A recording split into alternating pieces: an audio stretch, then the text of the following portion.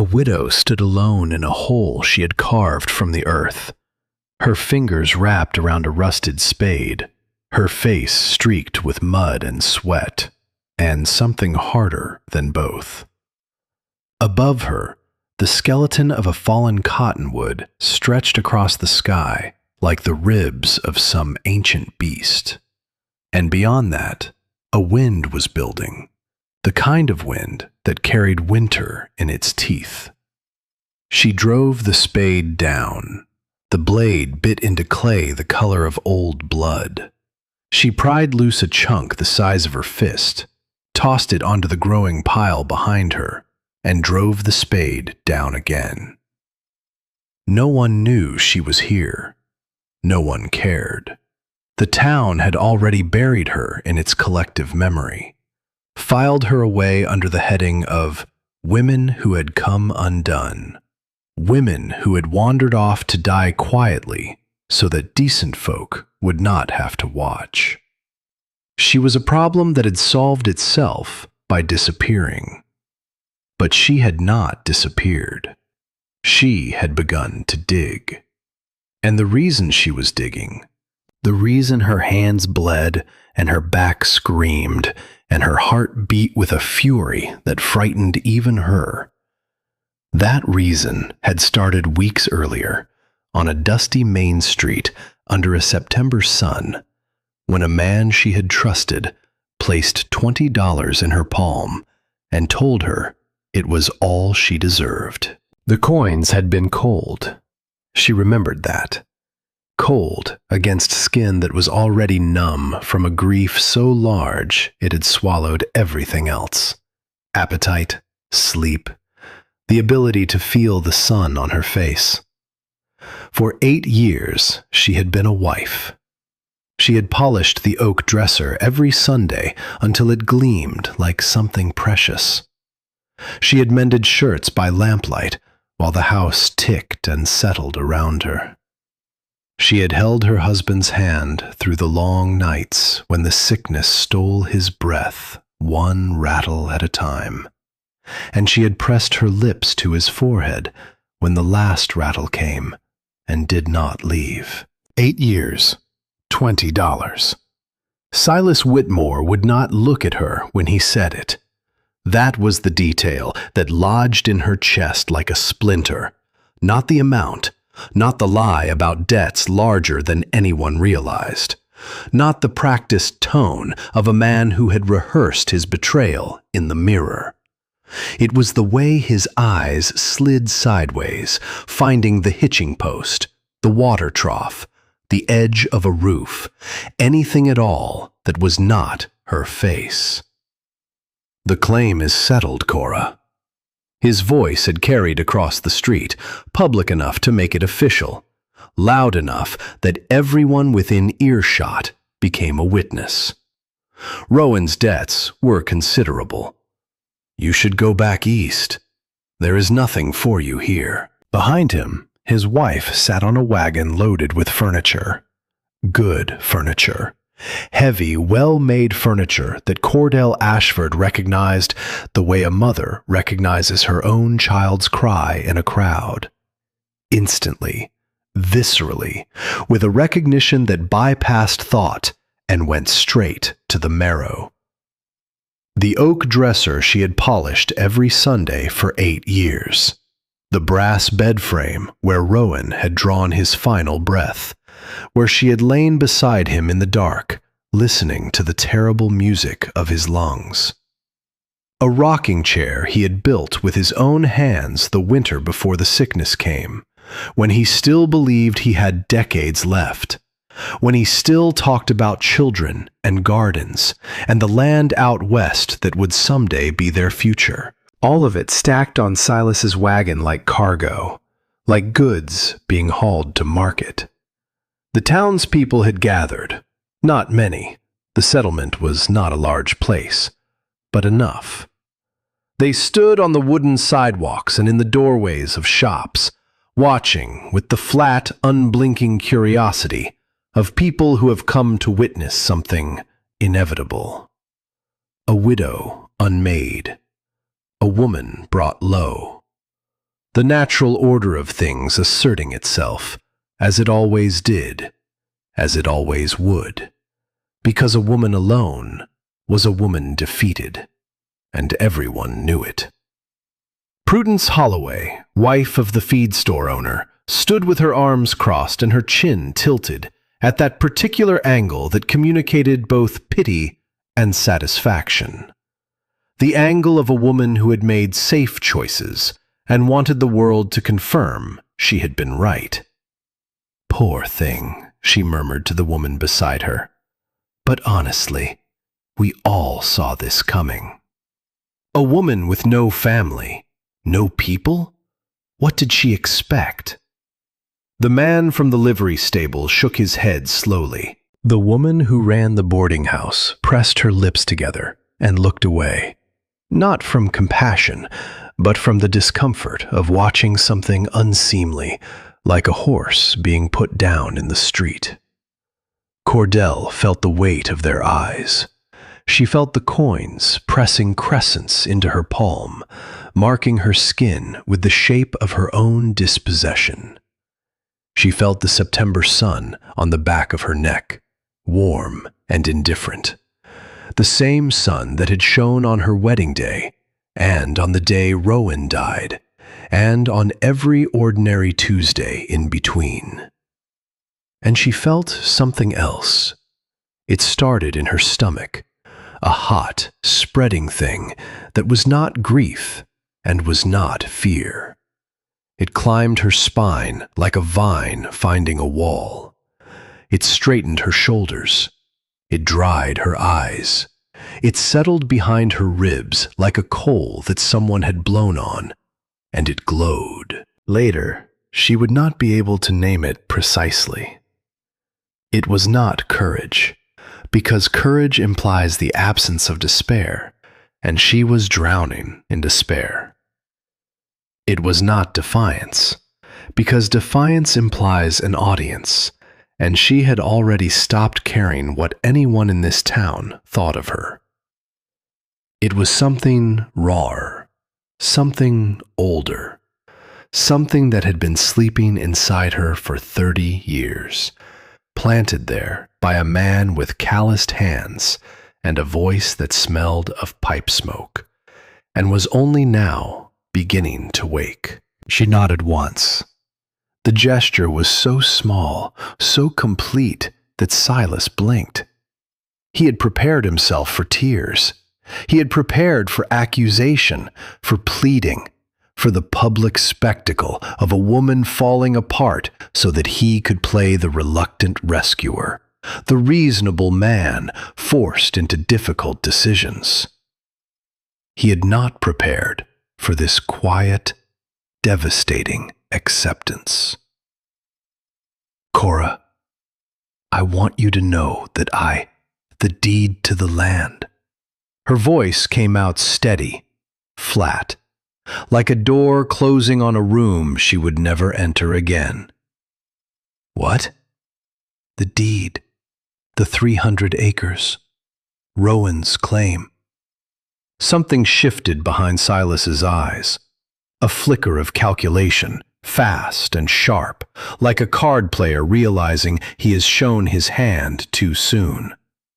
Then something else, something that might have been guilt, if guilt were capable of surviving in a man like Silas Whitmore for longer than it took to draw a breath and let it go. "That land is worthless, Cora. You know that. Nothing but rock and scrub brush and that giant dead tree. Nobody in their right mind would buy it."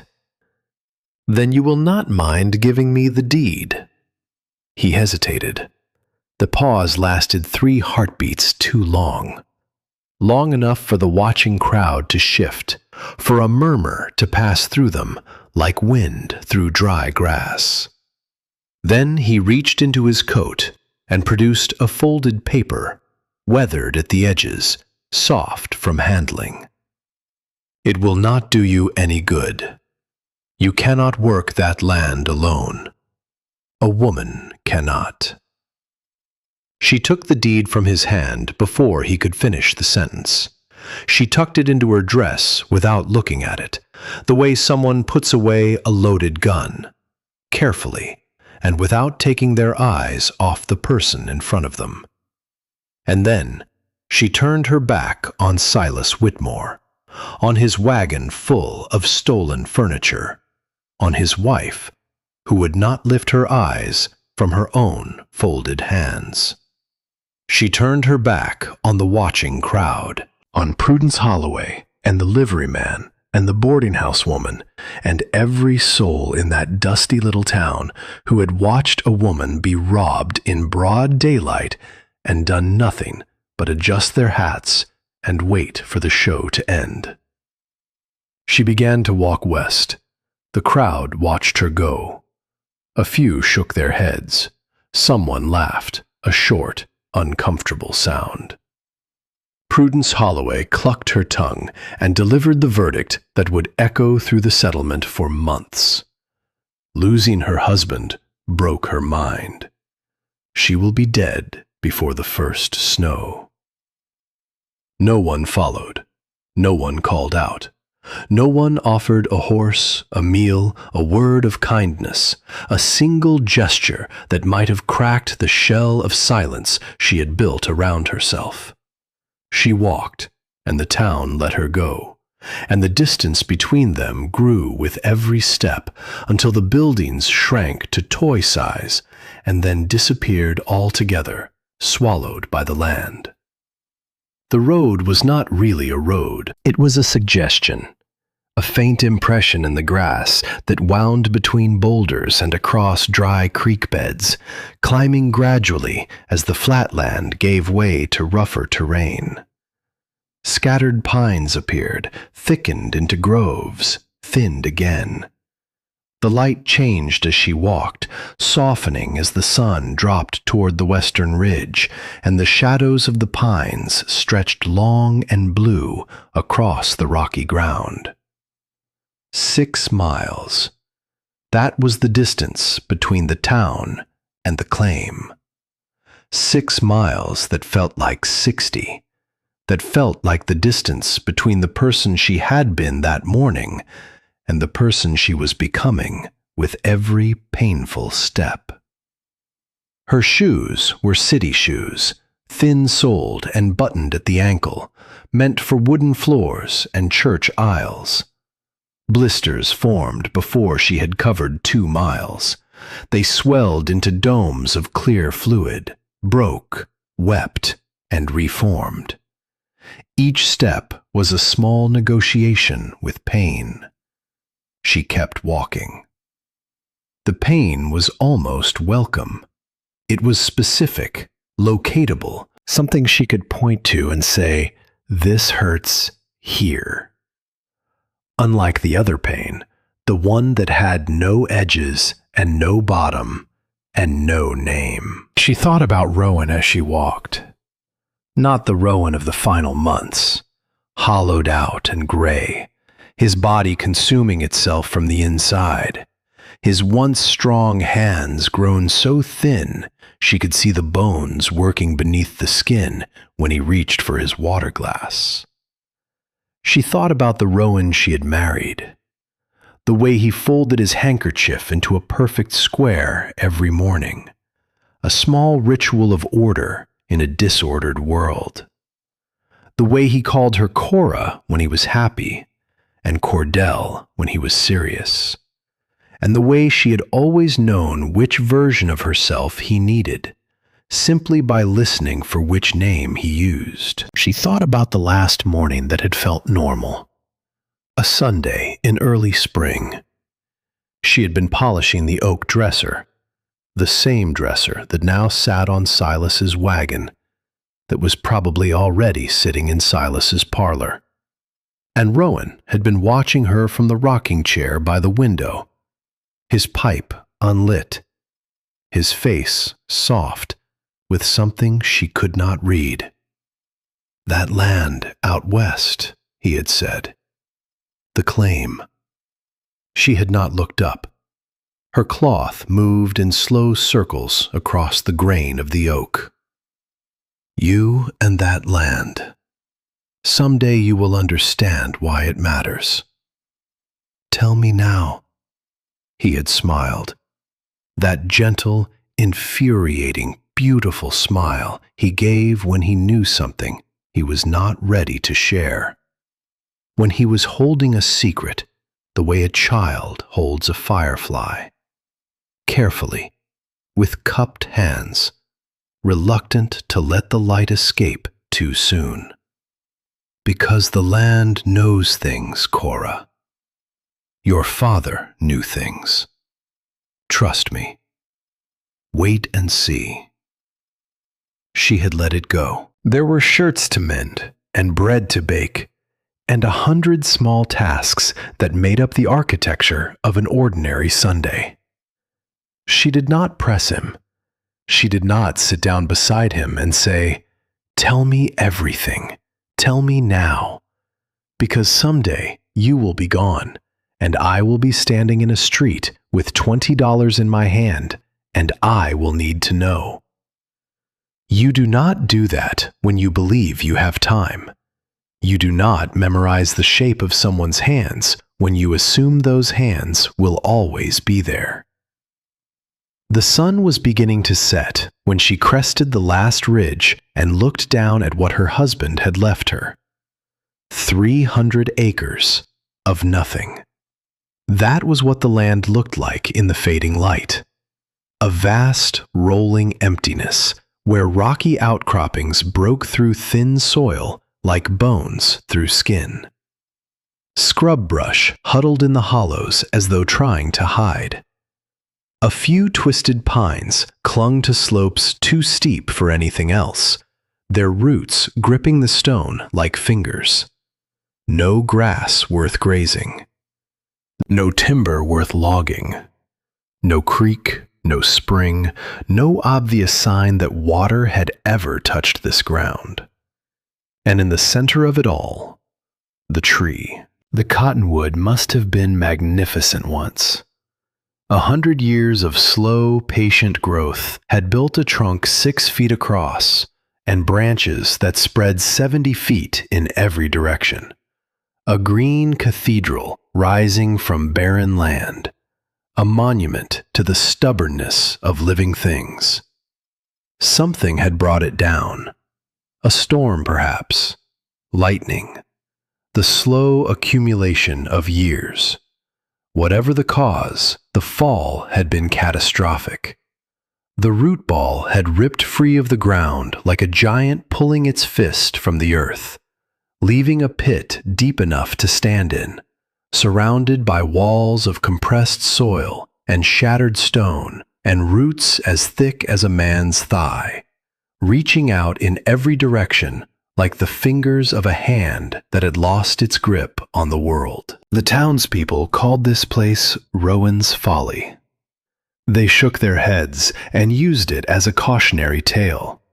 The man who sank his savings into rock and ruin, who bought 300 acres of nothing and crowned it with a dead tree. Cordell descended into the hollow as darkness fell. The pit was deeper than she had expected, 8 feet in places, with walls of hard-packed earth that held their shape against the wind. The massive roots curved overhead, creating a rough vault, and the trunk of the fallen cottonwood lay above her like a ceiling, thick and solid and ancient. The wind that had been cutting across the ridge could not reach her here. The sound of it faded to a distant moan, something heard through walls. She had no food, no fire, no blanket except the thin shawl she had worn to meet Silas that morning, a lifetime ago. But she had the deed in her pocket. She had the coins in her palm. And she had that nameless thing behind her ribs, that coal that would not stop glowing, that heat that had nothing to do with temperature and everything to do with the simple, ferocious refusal to become what everyone expected her to become. She curled into the protective curve of the roots. The smell of damp earth surrounded her, cool and clean and ancient, older than the town, older than the territory, older than anything human beings had built or broken or argued over in this corner of the world. It was the smell of patience, the smell of things that endured. Above her, the massive trunk groaned softly in the wind, and the stars appeared, sharp and brilliant in the thin mountain air, more stars than she had ever seen from the window of her house in town, as though the sky had been saving them for someone who had nothing else to look at. Tomorrow, she would dig. Dawn arrived cold and colorless. A gray light seeped into the hollow like water into a cellar, and Cordell woke stiff, her body a detailed catalogue of complaints. Shoulders locked rigid, hips bruised from stone, lower back seized into a knot that sent sparks down her legs when she tried to straighten. Her fingers were so cold they refused to close. Her feet throbbed inside her ruined shoes. For a long moment, she lay still, staring up at the tangle of roots above her head, and the thought arrived uninvited. She could walk back. She could take the $20 and the deed and walk the 6 miles back to town and find Reverend Crane and accept his charity. A room in someone's spare house. Work scrubbing floors or mending clothes. A life of grateful dependence, of lowered eyes and murmured thanks, and the slow, careful erasure of everything she had ever been. She could be safe. She could be warm. She could eat. The thought was seductive. It wrapped itself around her like a blanket, whispering reasonable things. You are one woman. You have no tools, no supplies, no money worth counting. The land is rock. The winter is coming. Everyone says you will die here. Everyone. The thought lasted 5 seconds. Then she stood up. Her body screamed in protest. Every joint, every muscle, every bruised and blistered inch of her protested the simple act of standing upright. She ignored all of it. She climbed out of the hollow and stood on the rim of the pit and looked at her land in the morning light.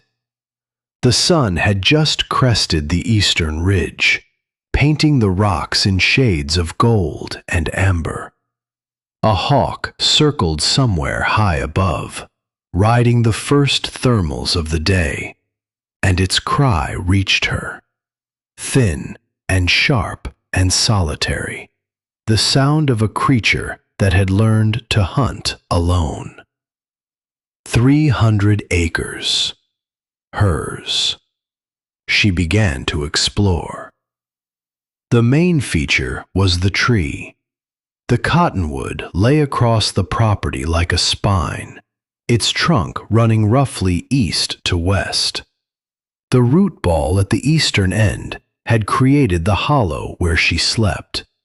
The crown at the western end had shattered into a maze of broken wood. Useful as firewood, perhaps, but nothing more. It was what she found beneath the roots that changed everything. Rowan had been here before her. The signs were scattered around the base of the root ball, easy to miss if you were not looking, impossible to ignore once you were. A cleared area near the deepest part of the hollow swept clean of debris. Stones stacked in a deliberate pattern, not random, not natural, but placed by hands that knew what they were doing. A rusted spade leaning against a boulder, its handle smooth from use.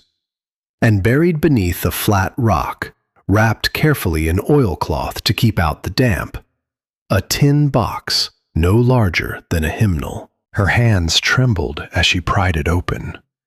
Inside, she found 3 things: a small leather journal, water-stained but legible, its pages warped from moisture. A hand-drawn map on thick paper, detailed and precise, marked with symbols and annotations in Rowan's careful script. And a letter, folded once, addressed to her. She read the letter first. My dearest Cora, if you are reading this, then I am gone, and you have found your way to our land. Yes, our land. Whatever Silas may have told you, whatever debts he claims, these 300 acres belong to you and you alone. The deed is in your name. I made certain of that. I know what you are thinking. You are thinking this land is worthless. That is what everyone believes. That is what I wanted them to believe. Look at the map. Follow what your father taught you. The land has secrets, Cora. I found them, but I ran out of time to use them. You have the knowledge I never had. The knowledge Edmund Dunwall passed to his daughter before she was old enough to understand why she would need it. Trust the earth. It will not betray you. Your loving husband, Rowan. She read it twice. The second time, her hands shook so badly the paper rattled like a dry leaf caught in a draft. She unfolded the map. Rowan had drawn the property in detail: boundaries, rock formations, the fallen tree. But he had also marked things no one else knew about. A dotted line running beneath the surface, following the contour of a hidden underground ridge. 2 words in his handwriting: water table, with an arrow pointing to a spot near the base of the root ball. Another marking to the southwest, a cross-hatched area labeled limestone deposit. And at the bottom of the map, a note in smaller letters: the land is worth more than they know. Ed was right. E.D. Edmund Dunwall, her father. Cordell sat with her back against a boulder and opened the journal. The entries spanned nearly 2 years, beginning when Rowan had first purchased the land. The early pages were filled with practical notes: property boundaries, soil observations, weather complaints. But as she read further, a pattern emerged. Rowan had been testing the land, digging small pits in various locations, recording what he found beneath the surface. Dug test pit near the pine grove. Hit clay at 2 feet. No use for farming. Found water 6 feet down at the base of the root ball. Clean and cold. Flows underground from the northwest ridge. Never seems to stop. Discovered limestone outcrop to the southwest. Pure white stone, almost chalk-like. Ed mentioned limestone in the old country. They used it for mortar, for whitewash, for making bricks that lasted centuries. The Cottonwood Hollow is deeper than I realized. The earth there is stable, protected from wind. If someone were to dig...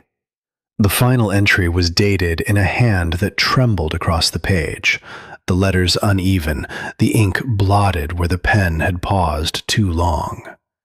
She could see the sickness in the handwriting, the way the lines wavered, the way certain words trailed off, as though the hand that wrote them had run out of strength mid-thought. I am running out of time. The sickness is winning. I have done what I can to prepare, but there is so much more to do.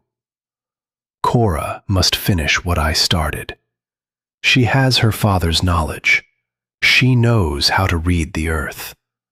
The land will save her, if she lets it. Cordell closed the journal. She did not cry. Not yet. What came first was anger. It rose in her like heat from a stove thrown open, and it surprised her with its force and its direction. She was angry at Rowan, angry in a way she had not permitted herself to be while he was dying, because you do not rage at a man who is losing his war against his own lungs. You do not shake the shoulders of someone who can barely breathe and demand to know why he kept secrets. But he was gone now. The rules of the living no longer applied. Why had he not told her? All those months of illness, all those long nights when she sat beside his bed and held his hand and listened to the terrible percussion of his breathing, why had he never said, "Cora, listen to me. There is a map. There is a journal. There are secrets in the earth that will save you when I am gone"? Why had he trusted the dirt with his discoveries, but not his wife? The anger burned hot and clean, and she let it. She let it scour through her chest like a brush through a rusted pipe, scraping away the numbness, the resignation, the terrible passivity of grief. She let it burn until it reached the thing beneath it, the thing that was not anger at all. Then the grief came. It came the way it always came, not as a wave, but as a collapse, the ground opening beneath her, every solid thing turning to air. She sat against the boulder, with the journal in her lap and the map at her feet, and the letter pressed against her chest, and she let herself fall apart. She cried for Rowan, for the oak dresser and the brass bed and the rocking chair and the folded handkerchief and the Sunday mornings that would never come again. She cried for the life she had lost, and the life she had been promised, and the life she would now have to build from nothing, from dirt, from rock, from a dead man's riddle written in a trembling hand. She cried for her father, too, for Edmund Dunwall, who had crossed an ocean and left behind everything he knew, and spent his evenings teaching a 7-year-old girl the secrets of the earth, as though he had somehow known, across all those years and miles, that someday she would need them to survive. She cried until there was nothing left, until her eyes were dry and her chest was hollow, and the anger and the grief had burned each other out like two fires meeting in a field, leaving only scorched ground and silence. Then she picked up the spade. It was heavy in her hands, heavier than it should have been, weighted with all the hours Rowan had spent holding it, all the test pits he had dug, all the hope he had buried in this stony ground. She walked to the base of the root ball, to the deepest part of the hollow.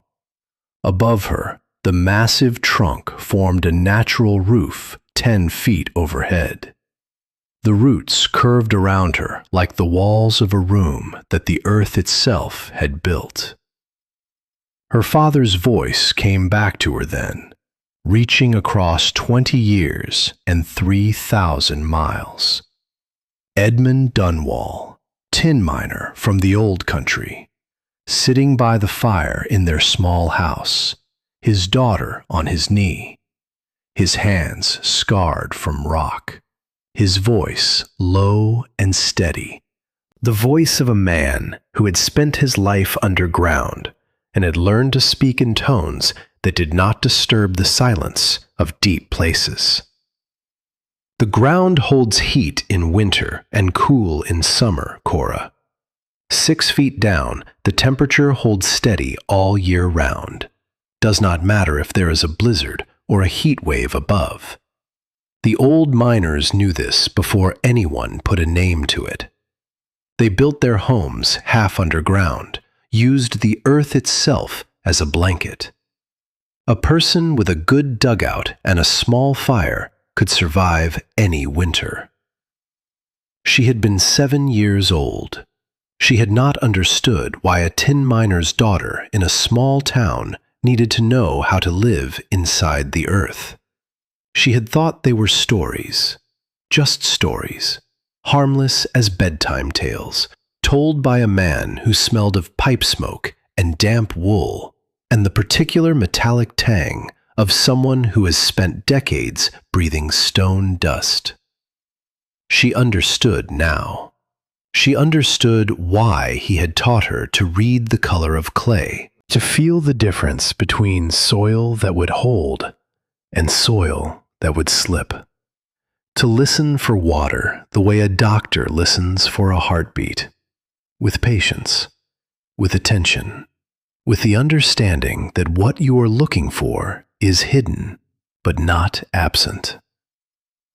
She understood why Rowan had married her, not just for love, though the love had been real, had been the truest thing in her life, but also because Rowan had recognized something in her that she had not recognized in herself.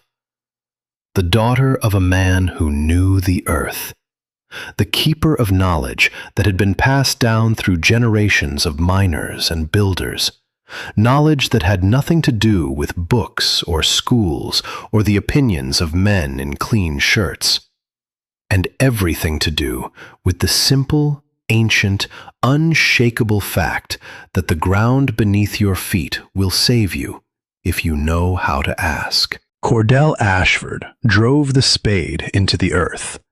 The blade bit into packed clay.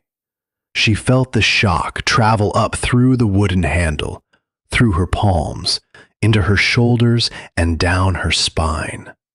She pried loose a chunk of dense, rust-colored earth and tossed it aside. Then she drove the spade down again, and again, and again. The sound echoed off the walls of the hollow, a rhythmic, stubborn percussion that would become the metronome of her days.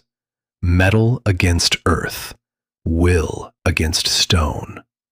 A woman alone in a wilderness that did not care whether she lived or died, digging into the ground with a dead man's tools and a dead man's map, and the memory of a father who had taught her to read the language of the dirt beneath her feet. Above her, the cottonwood groaned in the wind. Behind her, the town waited for her to fail. She did not stop. The work nearly broke her. Not all at once. That would have been merciful. It broke her in stages, the way water breaks stone. One day at a time, one shovelful at a time, one blister and one torn muscle and one sleepless night at a time, until the woman who had walked away from town with $20 and a deed was unrecognizable, replaced by something harder and stranger and more determined than anything she had ever been before. The first days were the worst. Her body rebelled against every demand she placed on it. Shoulders locking into knots that jolted her awake at night, palms splitting open and healing and splitting again until the skin rebuilt itself into something thicker, something that belonged to this new life rather than the old one. She fell into a rhythm that consumed her days. Rise before light, dig until her arms refused to lift. Rest just long enough for the trembling to stop. Then dig again. The routine was merciless, but it was hers. The first few inches were soft, dark loam, rich with decades of decomposed leaves. But beneath that layer lay clay, dense, rust-colored, stubborn clay that fought her for every inch. She learned to wet the clay face with water carried from the underground spring Rowan had marked on his map.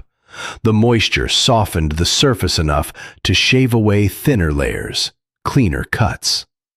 She learned which rocks could be pried loose and which were anchored so deep they might as well have been part of the mountain itself. She learned the language of the ground.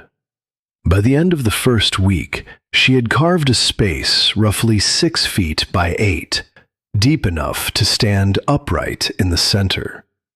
The walls were rough, unfinished, scarred with the marks of her spade. The floor was uneven. The ceiling, if you could call the underside of a fallen cottonwood trunk a ceiling, was 10 feet of solid wood, ancient and dark, groaning softly whenever the wind picked up. It was nothing, a hole in the ground, but she had made it with her own bleeding hands, and it was hers. She reinforced the walls with stones, fitting them together like puzzle pieces, filling the gaps with packed clay.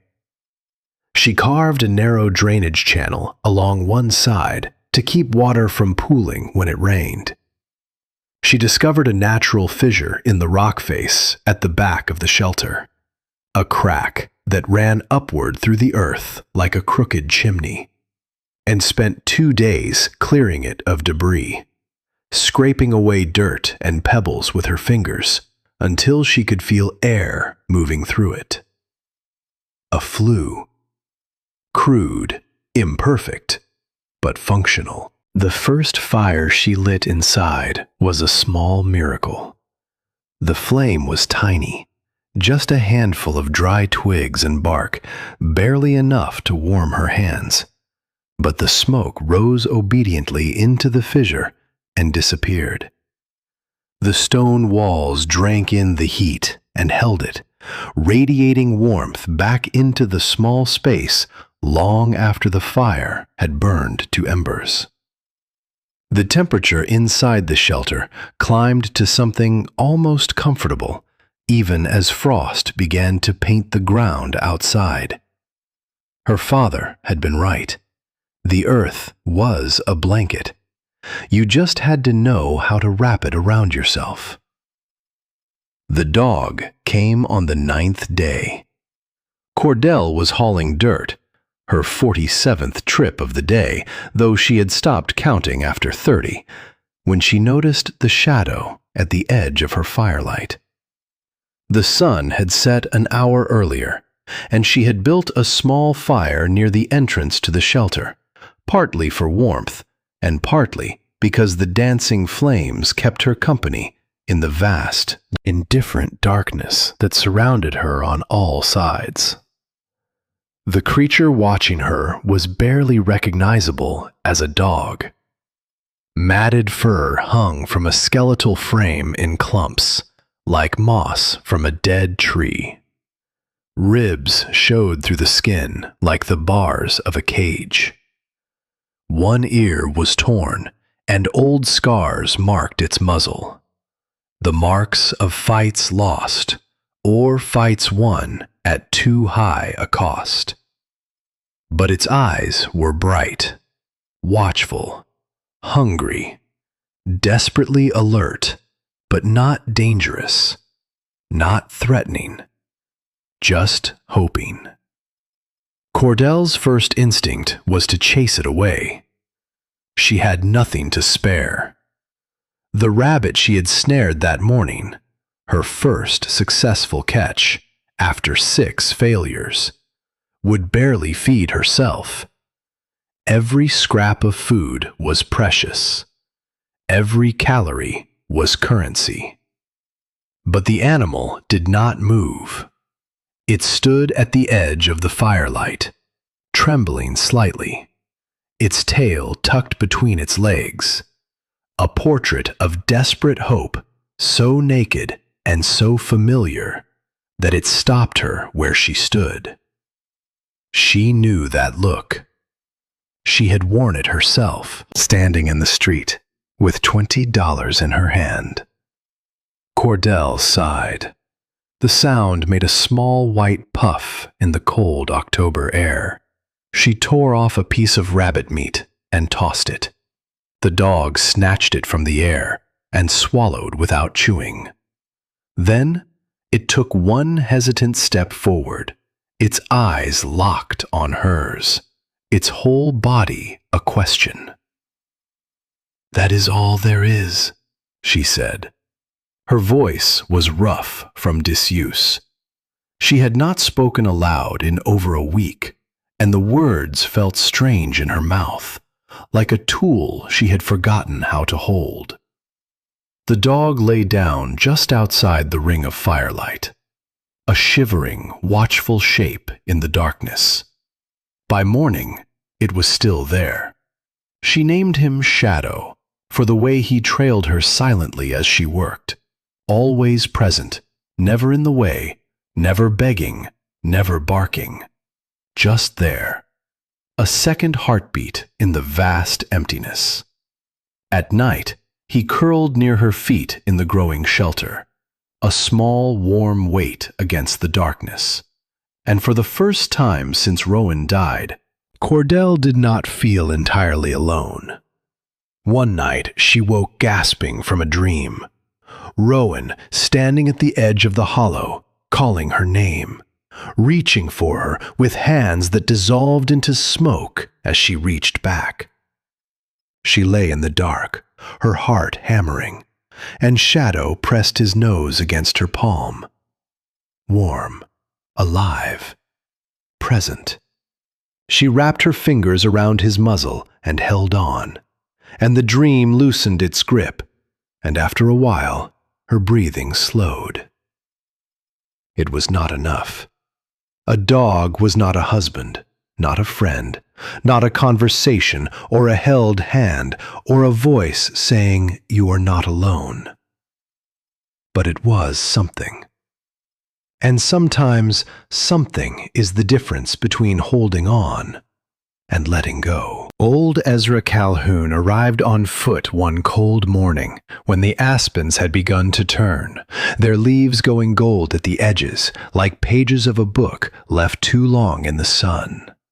He was 68 by his own count, with a white beard and the weathered face of someone who had seen too many things and survived them all through a combination of stubbornness and luck. He had lost 3 fingers on his left hand in a war he rarely spoke about, and had spent the decades since working as a blacksmith until his shoulders finally surrendered to time. He stood at the edge of the hollow for a long time, studying Cordell's work with an expression she could not read. Then he carefully picked his way down the slope, moving with the deliberate caution of a man who knows his bones will not forgive a fall, and walked the perimeter of the shelter. He examined the walls. He ran his remaining fingers along the packed earth and stone. He looked at the drainage channel, the support stones, the fissure she had converted into a chimney. He tilted his head and watched the smoke from her small fire rise through the crack and disappear. Finally, he spoke. "Saw work like this once, down in the mining country. Cornish miners they were, built their homes half in the earth." He turned to face her. "Your people?" Cordell paused, the spade in her hands. "My father. He was from the old country. Worked the tin mines before he came here." Ezra nodded slowly, the way a man nods when he has confirmed something he already suspected. "Then you know what you are doing." He met her eyes, and she saw something in them she had not seen in anyone's face since Rowan died. Not pity, not curiosity. Recognition. The others do not see it, but I do. You are not building a grave, Mrs. Ashford. You are building a fortress." It was the first kind word anyone had spoken to her in 3 months. She felt it land in her chest like a stone dropping into still water, sending ripples outward through her body, her shoulders softening, her jaw unclenching, something behind her eyes growing warm. "The town thinks I am mad," she said. "The town is full of fools who have never seen real cold." Ezra turned to leave, then stopped. He looked back at her over his shoulder. "But I will say this. Your walls need proper bracing." He pointed at the section nearest the entrance, where the packed earth bulged slightly outward. "That section there. The weight above it is uneven. Without timber framing or stone buttressing, it will not hold through a hard freeze. Soil expands when it freezes, contracts when it thaws. Without support, the wall cracks. I have seen dugouts collapse and bury people alive." Cordell looked at the wall. She had thought it was solid. She had thought she was doing everything right. "What would you suggest?" "Stone buttresses, every 4 feet, anchored into the floor." Ezra's voice was matter-of-fact, not unkind, but not gentle either.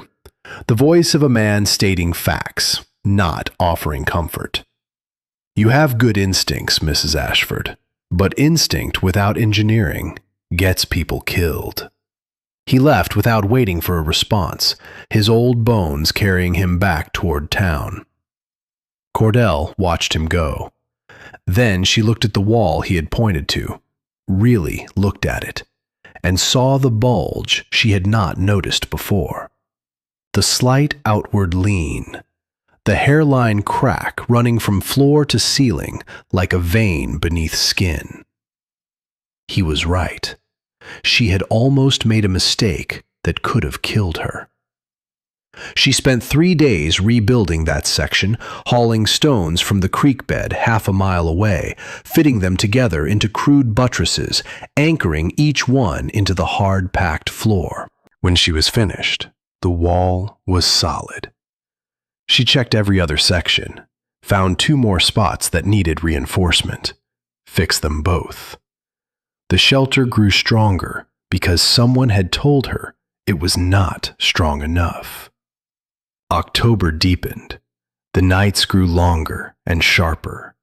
Cordell had expanded the main chamber to 10 feet by 12, and the stone fireplace against the back wall pushed heat into every corner. But the money was running out. $20 had seemed like nothing when Silas pressed it into her hand. Now, whittled down to less than 10, it seemed like even less. Every purchase was a calculation. Every coin spent was a step closer to the edge. She needed income. She needed something to sell. The answer came from the earth itself. The clay she had been excavating, that heavy, dense, rust-colored nuisance, caught her attention one morning as she cleared debris from her latest digging. A chunk of it had dried in the sun near the fire pit, and she noticed how hard it had become. Dense as rock, solid as bone. She thought of her father's stories, the old miners making bricks from the clay around their tunnels, mixing it with straw, with sand, with whatever was at hand, firing them in crude kilns until they turned to stone, building walls that lasted centuries. She tried. Her first attempts were disasters. She formed a dozen small blocks by hand, smoothing the surfaces with a flat rock, and left them in the thin autumn sun to dry. They cracked within hours, splitting along fault lines she could not predict. She mixed in dried grass, but the bricks crumbled like stale bread. She built a small fire and placed bricks around it to harden, but they blackened and split, useless. 12 failures. 12 wastes of time and precious energy. After the 10th failure, Cordell sat on the ground, surrounded by broken clay, and did not move for a very long time. Shadow lay beside her, his chin on her knee, his brown eyes watching her face with the patient attentiveness of a creature that has learned to read human moods the way humans read weather. She stared at her hands. They were not the hands she remembered. The skin was rough and cracked, the nails broken short, the palms mapped with calluses thick as leather. A blister on her right thumb had broken and bled and healed and broken again, so many times that the skin there had turned into something that was no longer quite skin, something tougher, something adapted. She thought about the $20, what remained of it. She thought about the train that ran through the valley twice a week, heading east. She thought about the boarding houses in larger towns, the advertisements she had seen in newspapers. Wanted, woman for domestic work, room and board provided. She could do that. She could scrub floors and wash dishes and sleep in someone else's house and eat someone else's food and be safe, be warm, be alive. The thought was not a fantasy. It was a plan, a real, specific, executable plan that would keep her alive through the winter. All she had to do was stand up and walk away from this pile of broken clay, and this hole in the ground, and this map that a dead man had drawn for a future she might not survive long enough to reach. She looked at Shadow. Shadow looked back. His tail thumped once against the dirt. She looked at her hands again, those new hands. Those hands that did not belong to the woman who had polished oak dressers and buttoned city shoes and slept in a brass bed. Those hands belonged to someone else, someone she was still becoming. She picked up the next handful of clay. On the 13th attempt, she remembered the map, the limestone deposit, southwest of the fallen tree. She found it exactly where Rowan had marked, a seam of soft, chalky white stone exposed by an ancient landslide.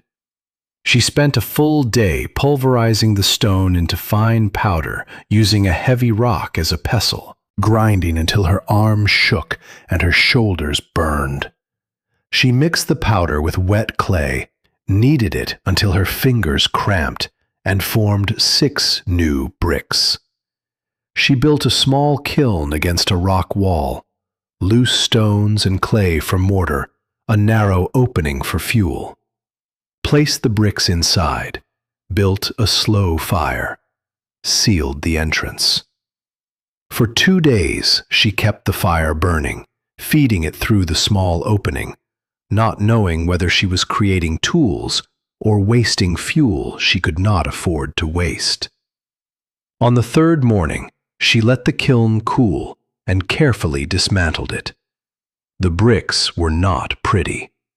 They were warped, uneven, mottled with ash and scorch marks, ugly things.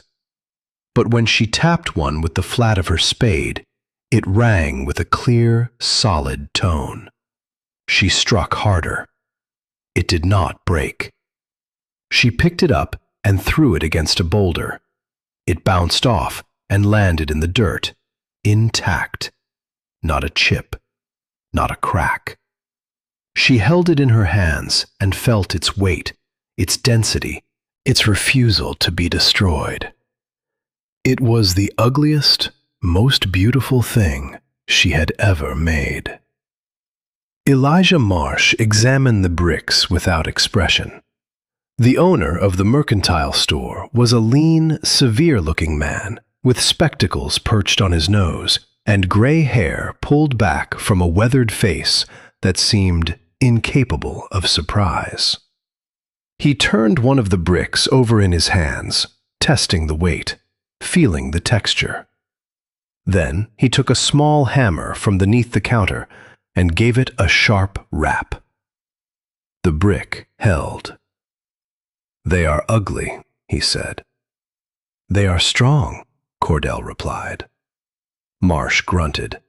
He set the brick down and adjusted his spectacles. "Good for hearths. Foundation work. 10 cents apiece. 60 cents for 6 bricks. A pittance." But it was more money than she had earned yesterday. It was income. It was a future measured in dimes rather than the slow bleeding of her remaining dollars. The routine established itself.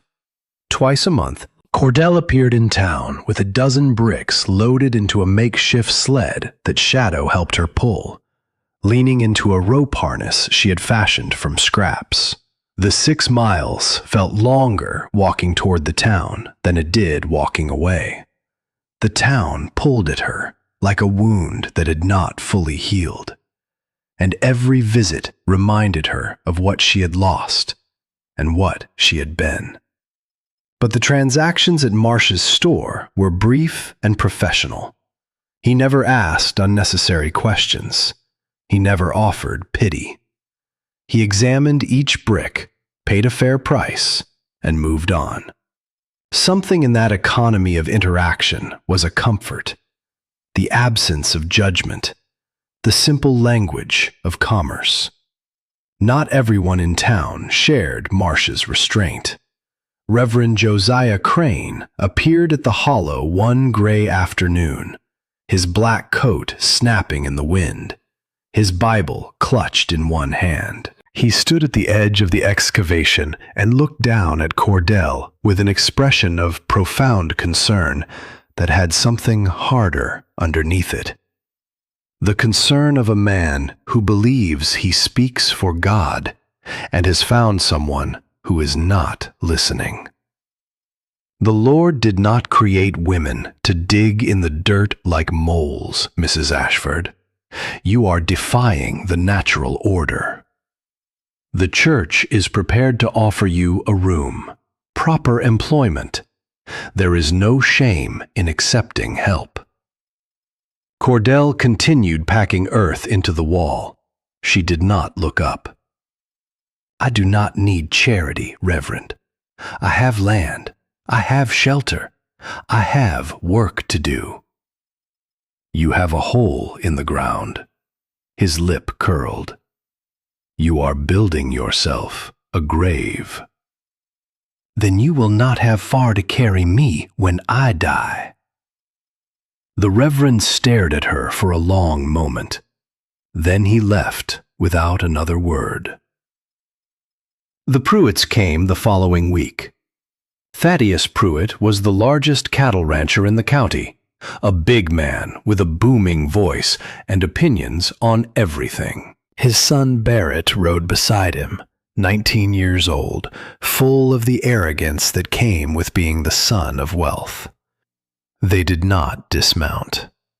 They sat their horses at the edge of the hollow and looked down at Cordell like she was an exhibit at a county fair. "Would you look at that?" Thaddeus said, loud enough to ensure she heard. "The widow is building herself a burrow, like a prairie dog." Barrett laughed. "More like a grave. She is digging her own grave before she is even dead. Smart in a way. Saves us the trouble of burying her come spring." Shadow growled softly from his spot near the fire pit. Cordell put a hand on his head to quiet him. "What do you think, widow?" Thaddeus called down. "You planning to survive the winter in that hole? I will give you $10 right now if you last until Christmas." He turned to his son. "Hell, I will make it 20.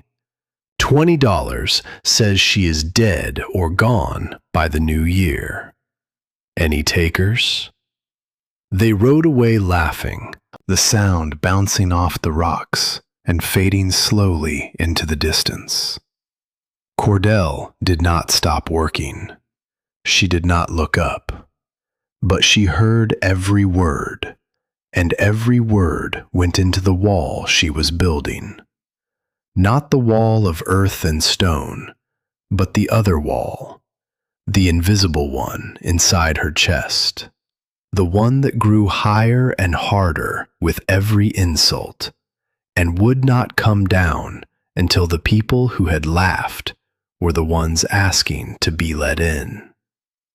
One gray afternoon, as Cordell counted her payment, Marsh spoke without looking up from his ledger. "You should know what people are saying." She paused. "I can imagine. They say you found your husband's hidden money, that you are living off a secret fortune." He turned a page. "Others say you are running a still, selling liquor to the prospectors up the mountain. And what do you say, Mr. Marsh?" He was quiet for a moment. His pen stopped moving. Then he closed his ledger and looked at her. Really looked. For the first time since she had started coming to his store.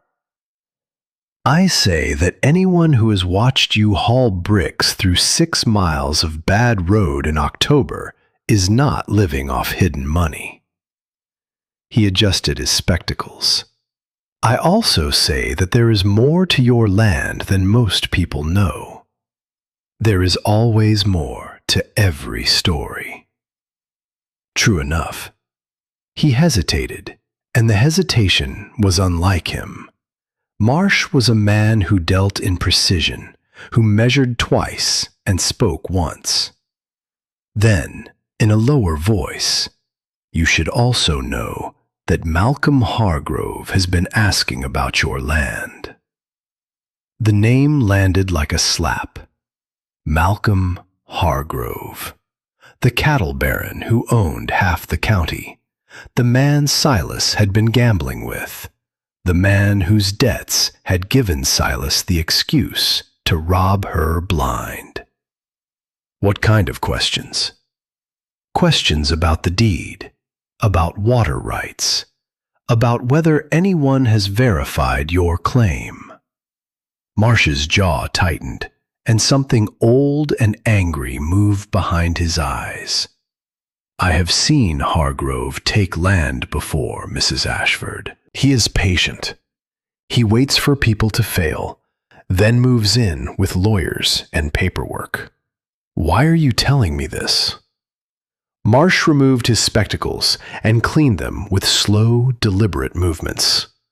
When he spoke, his voice was rough, with a grief so old it had become part of his architecture, load-bearing, permanent. "My wife owned a piece of land. Small place, nothing special, except it had good water. Hargrove wanted it for his cattle. She refused to sell." He put his spectacles back on. "She died. Sick, they said. But I know what happened. He poisoned her well, killed her garden, made her life so miserable that her heart gave out." His eyes were hard behind the glass. "I cannot fight Hargrove directly. Too old. He is too powerful. But I can tell you this. Do not let your guard down. Do not let him catch you unprepared." Cordell nodded slowly. "Thank you, Mr. Marsh. Do not thank me. Just survive." Malcolm Hargrove came to her land 3 days later. He arrived with 3 men, ranch hands with hard faces and guns on their hips, riding expensive horses and wearing coats that cost more than everything Cordell owned. They did not dismount immediately. They sat their horses at the edge of the hollow and looked down at her shelter, at her kiln, at the organized little world she had carved from the wilderness. And their faces showed the particular contempt of men who have never worked with their hands, judging a woman who works with nothing else. Hargrove himself was immaculate, tall, silver-haired, with a politician's smile and eyes that calculated the value of everything they touched. He dismounted with the easy grace of a man who had never done a day of hard labor and never intended to start. Mrs. Ashford. He removed his hat and held it against his chest, a pantomime of respect performed with the practiced ease of a man who had used the gesture to disarm hundreds of people before robbing them. I have heard remarkable things about what you have accomplished here. Truly astounding for a woman on her own. Shadow growled, low, steady, the sound coming from deep in his chest like the warning hum of something mechanical winding tighter. Cordell put a hand on his head. What do you want, Mr. Hargrove? His smile did not waver. Direct. I appreciate that. He gestured broadly at the shelter, the kiln, the brick pile. I want to make you an offer, a generous one. $200 for your claim. $200. 10 times what Silas had given her. Enough to buy passage east, to rent a room, to start over in some city where no one knew her name or her story. This land is not for sale. Be reasonable, Mrs. Ashford. Hargrove's voice stayed pleasant, the way a blade stays sharp. The pleasantness was the danger, not a mask for it. This is hard country. A woman alone is vulnerable. Accidents happen. Equipment breaks. He paused just long enough. Water sources become contaminated. The threat hung in the cold air, undisguised. Shadow's growl deepened. Are you threatening me, Mr. Hargrove? Threatening? He laughed, a warm, rich sound, with nothing warm behind it. I am offering you an opportunity, a chance to leave with dignity and a fair price. He reached into his coat and produced a folded paper. I also have documentation. Your brother-in-law, Silas, owed me considerable gambling debts. To settle them, he signed over the rights to this property. Cordell's heart stuttered, but her voice held steady. The voice of a woman who had spent 3 months talking to stone and clay and learning to be as unyielding as both. Silas had no right to sign anything. The deed is in my name, has always been in my name. We will let the lawyers sort that out. Hargrove tucked the paper away. I am giving you 30 days, Mrs. Ashford. 30 days to reconsider. He shrugged, an elegant movement that communicated perfect indifference to her survival. Winter out here can be very unforgiving. He mounted his horse. His men fell in behind him. Think about my offer. $200 is more than this rock pile is worth. More than you could earn in 5 years of making those ugly little bricks. They rode away, and the sound of hooves faded, and the silence that replaced it was heavier than before. Cordell stood in the cold. Shadow pressed against her leg. 30 days. That night she did not sleep. She sat by the fire with Rowan's journal open in her lap, reading the entries she had skimmed before, looking for something she had missed. And she found it, buried in a passage she had dismissed as routine observation. Hargrove offered to buy this claim before I purchased it. Came to the land office himself. When he found out I had already filed, he was furious. tried to have the filing reversed, claimed priority. The clerk refused. Hargrove does not forget a slight. He will come for this land eventually. He knows what is beneath it. The words hit her like cold water. Hargrove had wanted this land before Rowan. This was not a rich man bullying a widow for sport. This was a rich man finishing something he had started years ago.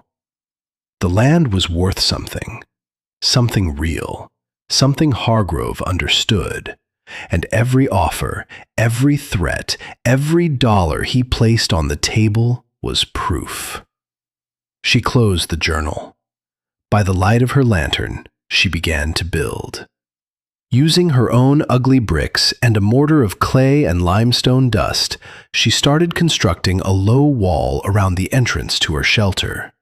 Then another wall along the path to the spring. She worked until her fingers bled, until her back screamed, until the first gray light of dawn crept over the mountains.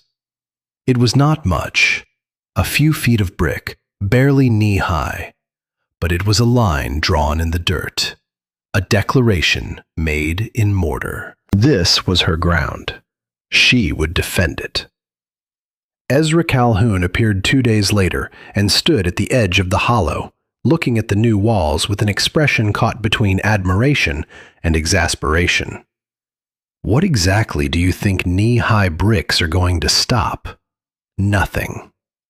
But they mark what is mine. Hargrove does not care about marks.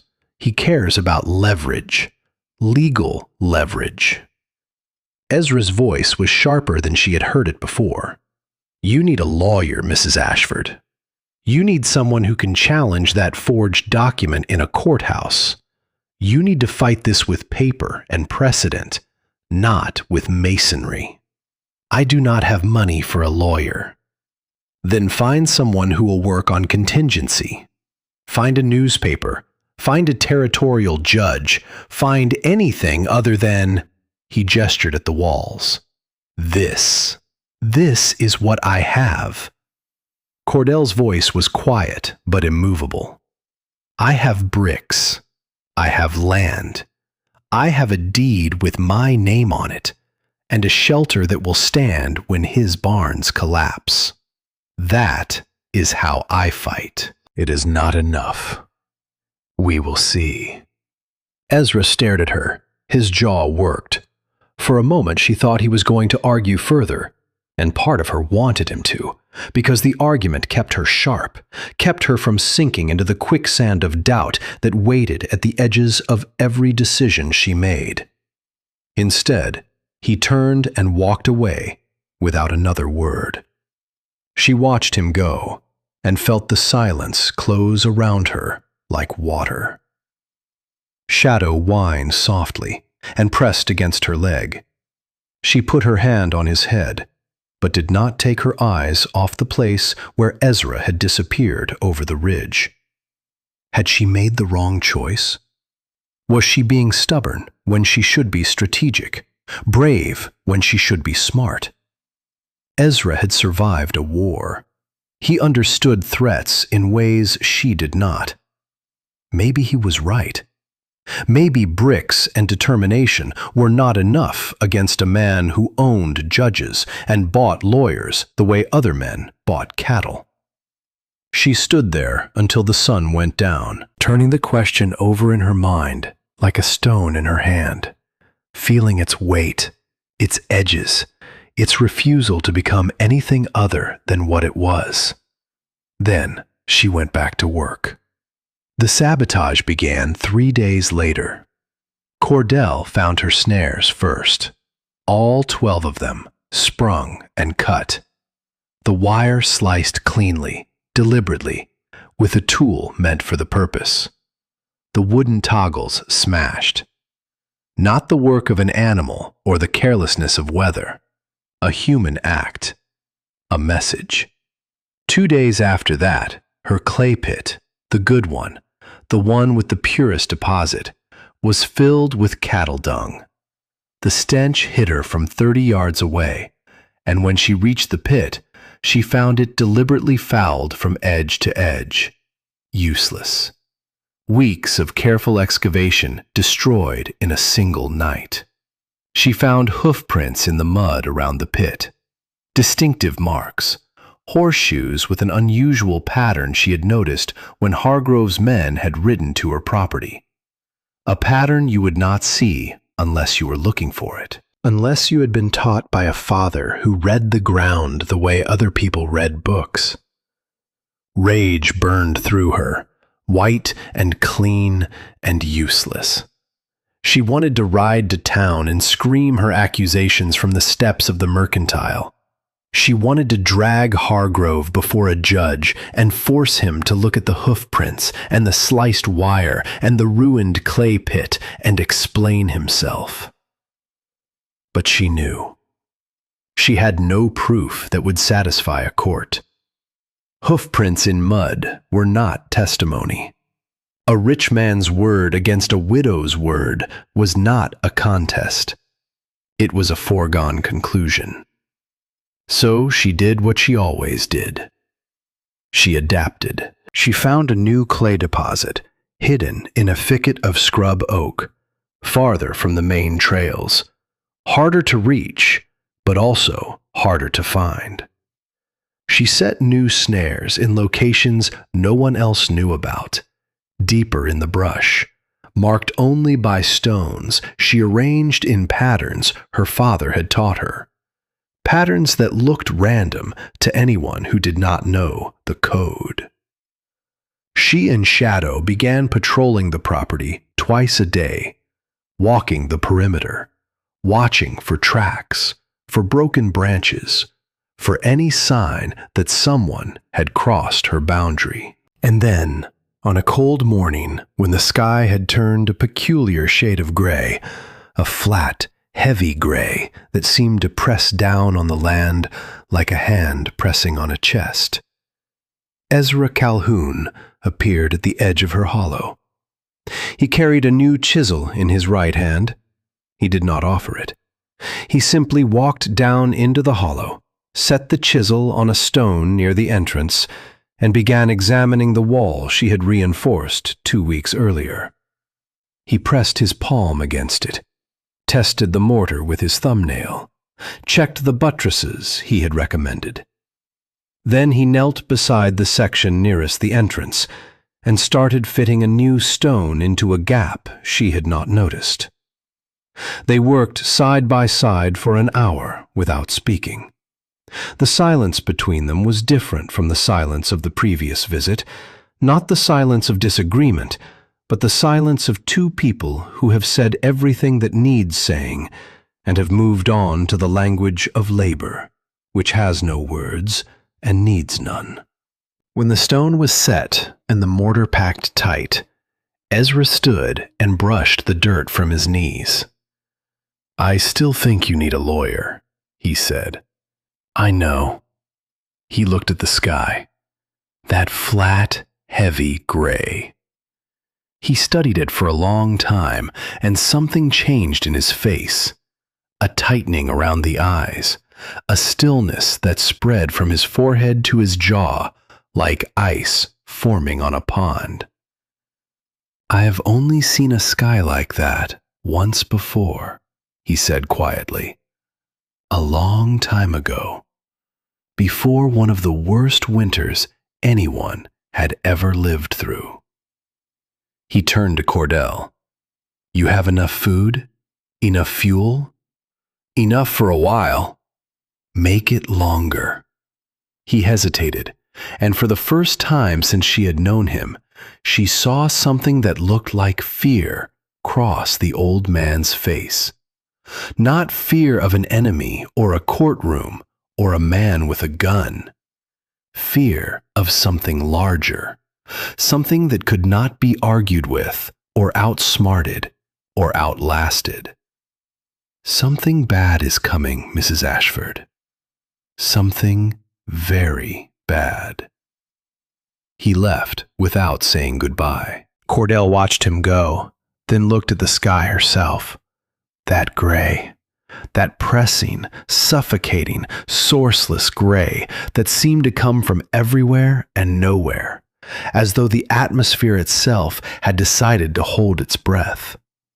Shadow stood beside her, his ears flat against his skull, his body trembling with an ancient knowledge that predated language, predated thought, predated everything except the simple, animal understanding that the world was about to change. Cordell looked at her shelter, at the thick earthen walls and the stone buttresses and the massive cottonwood trunk overhead, at the fire pit and the chimney and the stockpile of firewood she had been building for weeks, at the bricks she had made and the spring that never froze and the drainage channels and every small, careful thing she had built with her bleeding hands and her dead husband's map and her father's voice in her memory.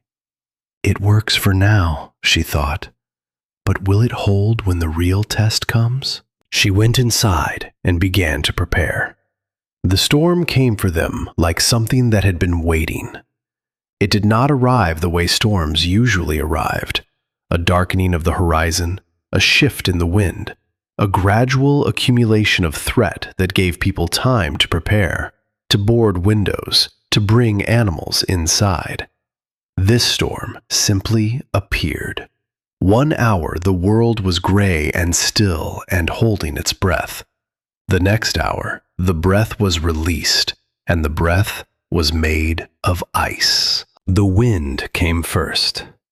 It swept down from the mountains with a sound Cordell had never heard before. Not the howling she associated with winter gusts, not the whistling she knew from drafty windows and loose shutters. This was deeper, lower, a sound that seemed to come from inside the earth itself, as though the ground were groaning under a weight too enormous to bear. It shook the fallen cottonwood above her shelter. It tore branches from the twisted pines along the ridge and hurled them across the open ground like kindling thrown by an invisible hand. Then the snow, not falling, driving. The flakes did not drift down from the sky in the gentle, silent way snow was supposed to fall. They flew sideways, nearly horizontal, propelled by gusts so powerful that they stung exposed skin like thrown sand.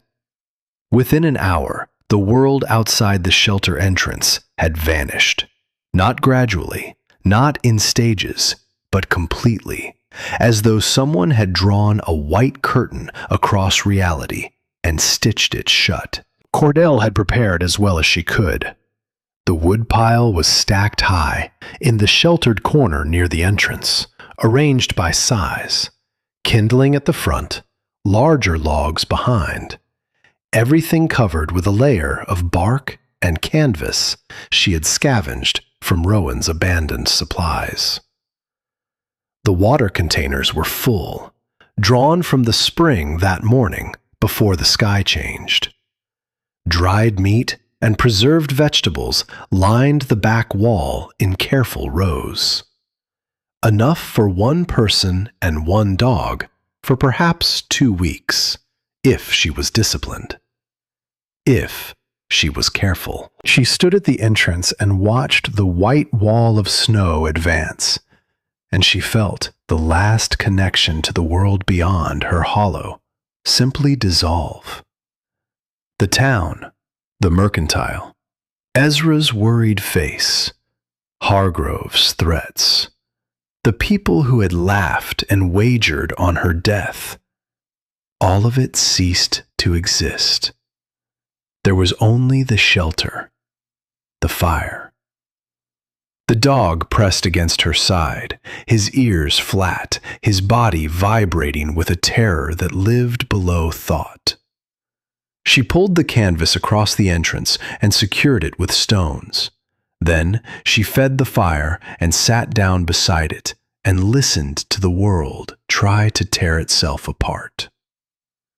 For 5 days they did not leave. The wind screamed overhead without pause, without variation, a single sustained note of fury that filled every silence and invaded every thought. The massive cottonwood trunk above them groaned and cracked, sounds that jolted Cordell awake whenever she managed to drift into shallow, exhausted sleep. Snow piled against the canvas entrance, rising higher with each passing hour, sealing them inside. First ankle deep, then knee deep, then chest deep. A white wall growing denser and heavier and more absolute until she could no longer tell where the entrance had been. By the third day, she had to dig a tunnel just to confirm the world outside still existed. It did. Barely.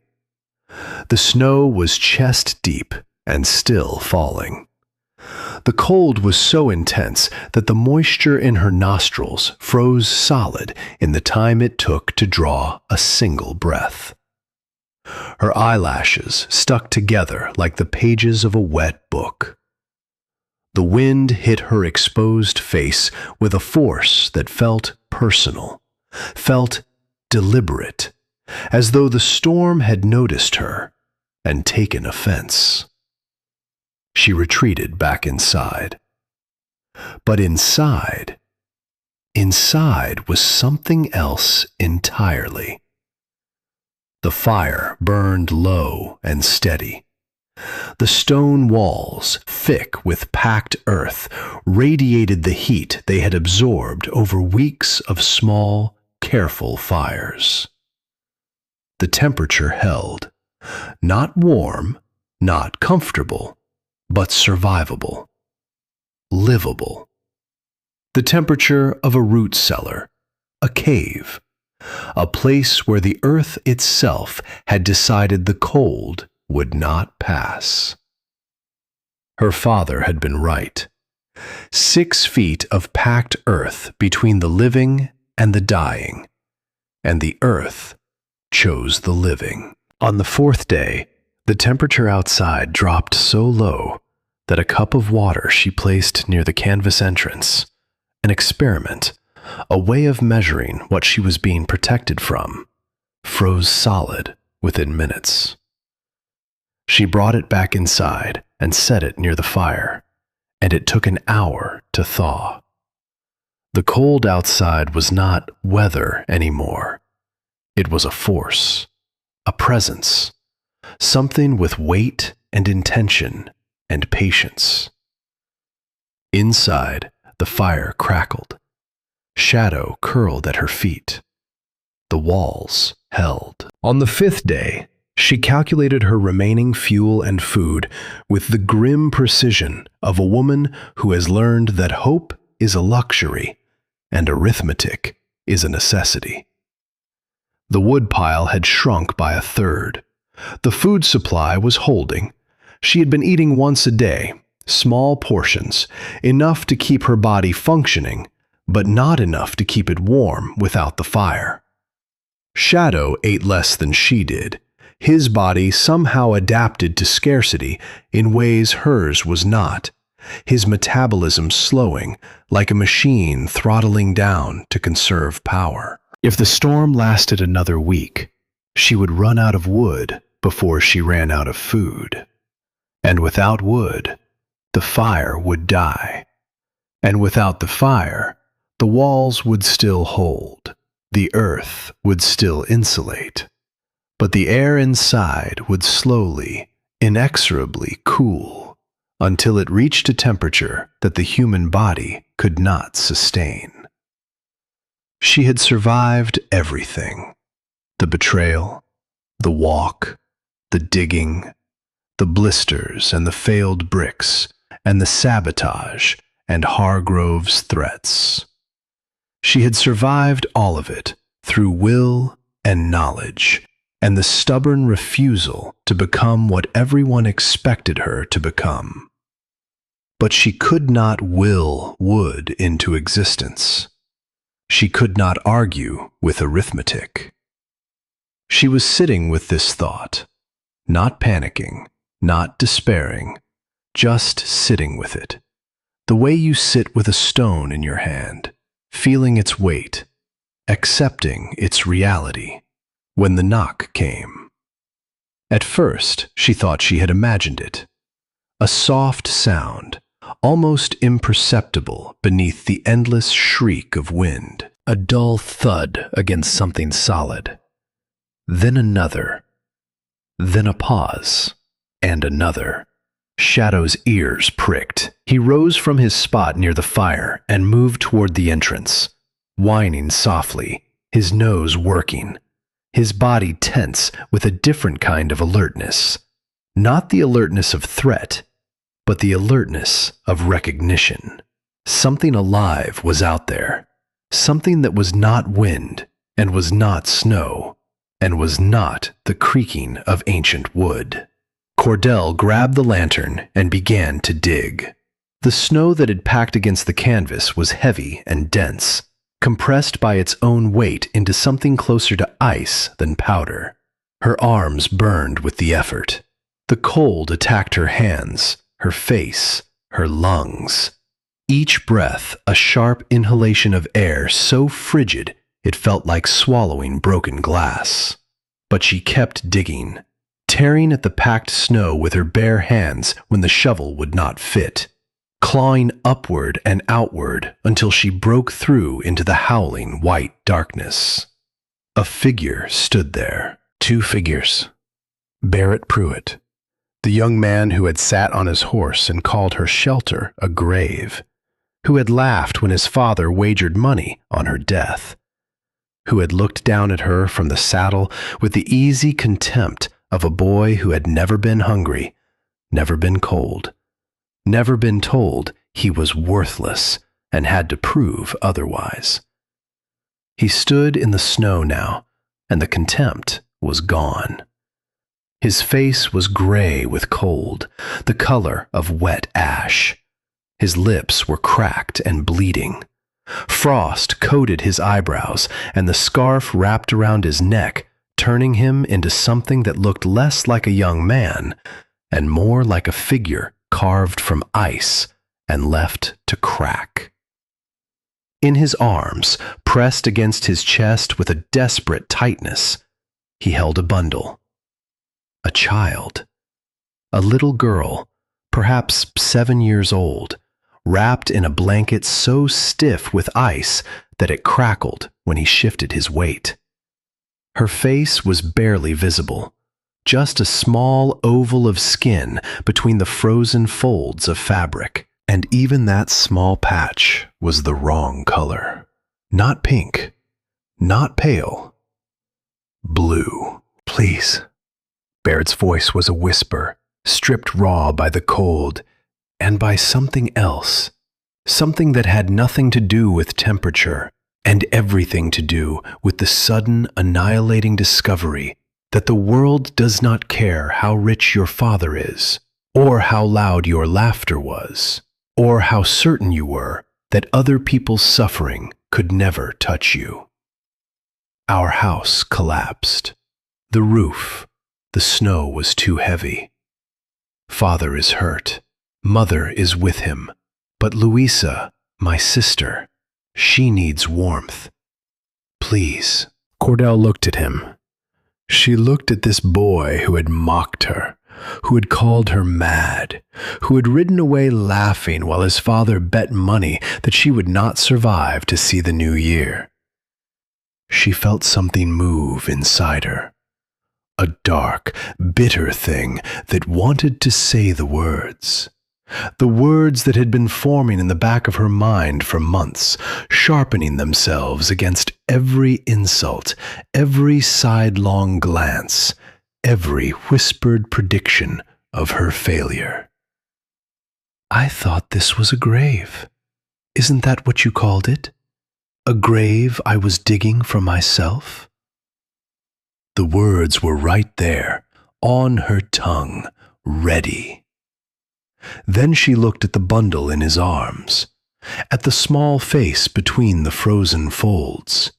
At the blue lips and the closed eyes and the shallow, barely perceptible rise and fall of a chest that was fighting to keep breathing. It was not a choice in the end. It was not a calculation or a moral decision or an act of forgiveness. It was something simpler and older and less noble than any of those things. It was the recognition, immediate, physical, beyond thought, that a child was dying, and she had warmth, and nothing else mattered. "Get inside," she said. The shelter had never been meant for more than one body and one dog, but the bodies kept coming. Throughout that night and into the next day they arrived, stumbling out of the white void like ghosts materializing from fog, each one more desperate than the last, each one carrying a different version of the same story. Prudence Holloway came with her 2 young children, all 3 of them blue with cold, the children too exhausted to cry. Her house had caught fire when a lamp tipped over. She had been burning everything she could find to keep warm, and the flames had escaped her control. She had fled into the storm with her children in her arms, and nothing else. The woman who had stood on the sidewalk and predicted Cordell's death now stood at Cordell's door and could not meet her eyes. Reverend Josiah Crane arrived alone, his black coat dusted white, his Bible clutched in frozen fingers. The church had proven no match for the cold. Thin walls, tall windows, a building designed for Sunday worship, not survival. He had tried to stay, tried to keep vigil, but faith, however fervent, does not generate heat, and the cold had driven him out into the storm with nothing but his book and the remnants of his certainty. He had called her shelter a hole in the ground. He had told her she was defying the natural order. Now he stood at the entrance to that hole and said nothing at all, because there was nothing to say. Thaddeus Pruitt came last. He came, carried between his wife and 2 ranch hands, his feet wrapped in bloody rags, his face the color of old paper. His wife, a woman Cordell had never spoken to, a woman who had lived her entire marriage in the shadow of her husband's certainties, gripped his arm with a strength that seemed to surprise even herself. 3 of his toes had frozen solid, the flesh dead, the bone beneath it damaged beyond repair. The pain had driven him past speech, past pride, past every opinion he had ever held about women and widows and the proper order of things. The man who had bet $10 on Cordell's death could barely stand. 11 people in a shelter built for 1. The air grew thick with the smell of wet wool and unwashed skin and the sharp metallic tang of fear. Children whimpered in corners. Adults sat rigid, their eyes fixed on the canvas entrance as though they expected the storm to tear it away at any moment and reach inside for them with white fingers. But the walls held. Cordell organized them with quiet efficiency, the same efficiency she had brought to digging and brick-making and every other task that had seemed impossible until she did it.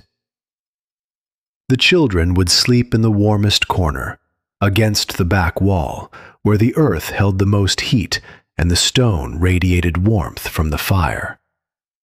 The adults would take shifts tending the fire, 2 hours each through the endless nights. Food would be rationed, 1 meal in the morning, 1 at night.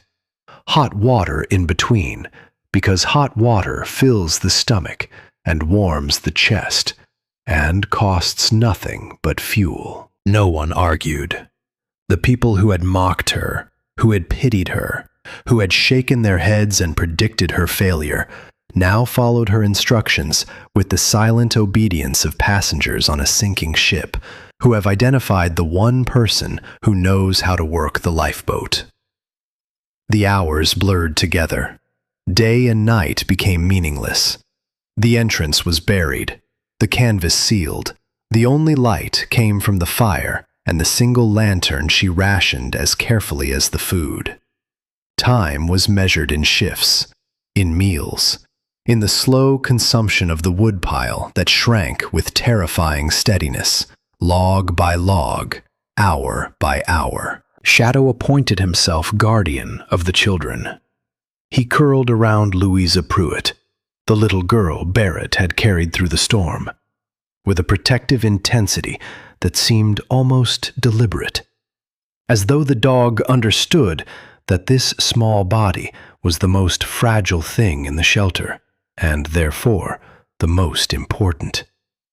He pressed against her, his warmth surrounding her like a second blanket, and she clung to him with fingers that had slowly regained their color, pink replacing blue in a gradient that Cordell watched the way a farmer watches rain, with desperate, grateful attention. Louisa had not spoken since she arrived. Not a word, not a sound.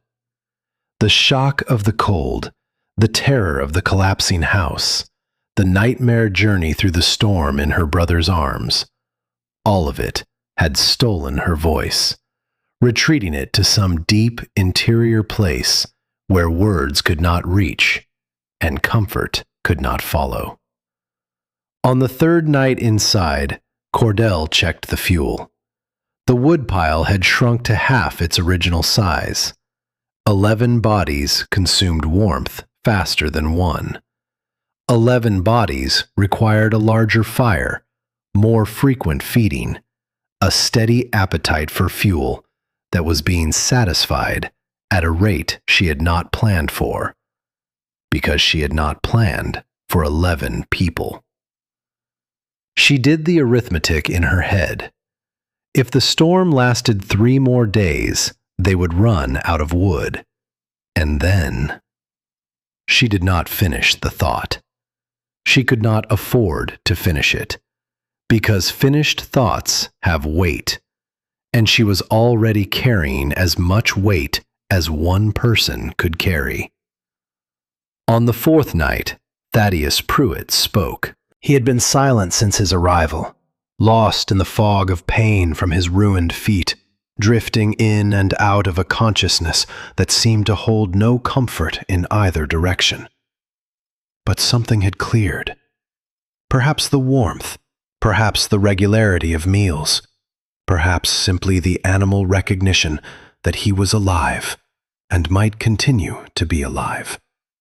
And he turned his head toward Cordell, who was feeding the fire, and asked the question. "How did you know to build this?" She did not look up. "My father taught me." "But how did he know?" She was quiet for a moment. Shadow lay beside her, his head on her knee, his brown eyes reflecting the firelight. The flames made small popping sounds, intimate, domestic sounds that seemed to belong in a parlor or a kitchen, not in a hole in the ground where 11 people clung to life.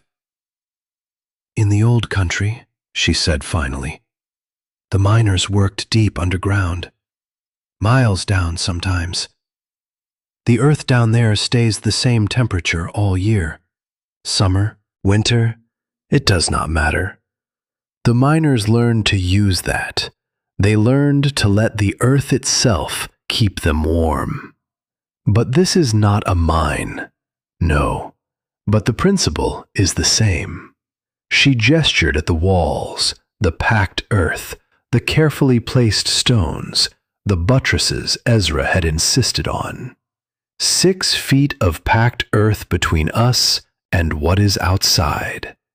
The earth holds heat the way a kettle holds water, As long as there is a small fire to warm the air, the walls absorb that heat and give it back, slowly, steadily, all through the night. Thaddeus stared at her. His eyes were different from the eyes of the man who had sat on his horse and laughed. That man had looked at the world with the casual assurance of someone who had never been denied anything, whose wealth and position had insulated him from consequence the way Cordell's walls insulated her from cold. That man was gone. In his place was someone older, smaller, stripped of every certainty except the certainty of pain. "I have lived out here most of my life," he said. "I never knew." "Most people do not." Cordell met his eyes, and there was no anger in hers. Not because the anger was gone, but because it had become irrelevant, burned away by the more urgent business of keeping 11 people alive. Most people build above the ground. Thin walls, large windows. They fight the cold instead of working with it. Her father had a saying, "Work with the ground, not against it. Let it do what it already knows how to do." Thaddeus was quiet for a very long time. The fire cracked and settled. Wind screamed above them, muffled by the massive trunk, filtered through 6 feet of stone and soil until it reached them as a distant, impotent moan. When he spoke again, his voice was different, smaller, rougher. The voice of a man who has just been shown the shape of his own ignorance and cannot look away from it. "I called you crazy. I bet money you would die. I know. I was wrong." He paused. "I was so wrong." Cordell said nothing. There was nothing to say. Acknowledgement was enough. Not forgiveness, not absolution, just the simple, unadorned recognition that something true had been spoken in a place where truth was the only currency that mattered. The storm entered its 7th night. Cordell woke at 3 in the morning. She knew the time not by clock, but by the rhythm she had established, by the internal metronome that told her when the fire needed feeding and when the water needed checking, and when the children needed to be repositioned in their corner to ensure even warmth. She woke and lay still for a moment, listening. The wind was louder. It had deepened overnight, dropping into a register that vibrated in her chest and made the hairs on her arms stand rigid. The cottonwood trunk above them groaned, a long, sustained sound that did not stop, that went on and on like the cry of something enormous and wounded. She checked the woodpile. Her stomach dropped. What remained would last perhaps 36 hours if she maintained the current burn rate. Less if the temperature dropped further. And the temperature would drop further. She could feel it in the quality of the cold that seeped through the canvas, in the way the air near the entrance had gone from merely frigid to something more absolute, more final. She sat in the dark while 11 people slept around her, and for the first time since she had picked up the spade and driven it into the earth, she was afraid. Not the manageable fear she had felt when Hargrove threatened her. That fear had edges, a specific shape, something she could push against. Not the productive fear she had felt on the 10th day of failed bricks. That fear had been fuel, converted to determination through the simple alchemy of stubbornness. This fear was different. This fear had no edges. It spread through her like cold water through fabric, saturating everything, weighing everything down. Because the arithmetic was clear, and the arithmetic was merciless, and the arithmetic said, if this storm does not end within 36 hours, these 11 people, these children, this old man with his ruined feet, this preacher with his useless Bible, will die. And it will be her fault. Not because she failed to prepare, but because she had become the person they depended on, the person they had crawled through a blizzard to reach, the person whose knowledge and whose shelter and whose stubborn, impossible refusal to die had become their only hope. She had wanted them to respect her. She had wanted them to see her. She had wanted to prove that the crazy widow who dug her own grave was the sanest person in the territory.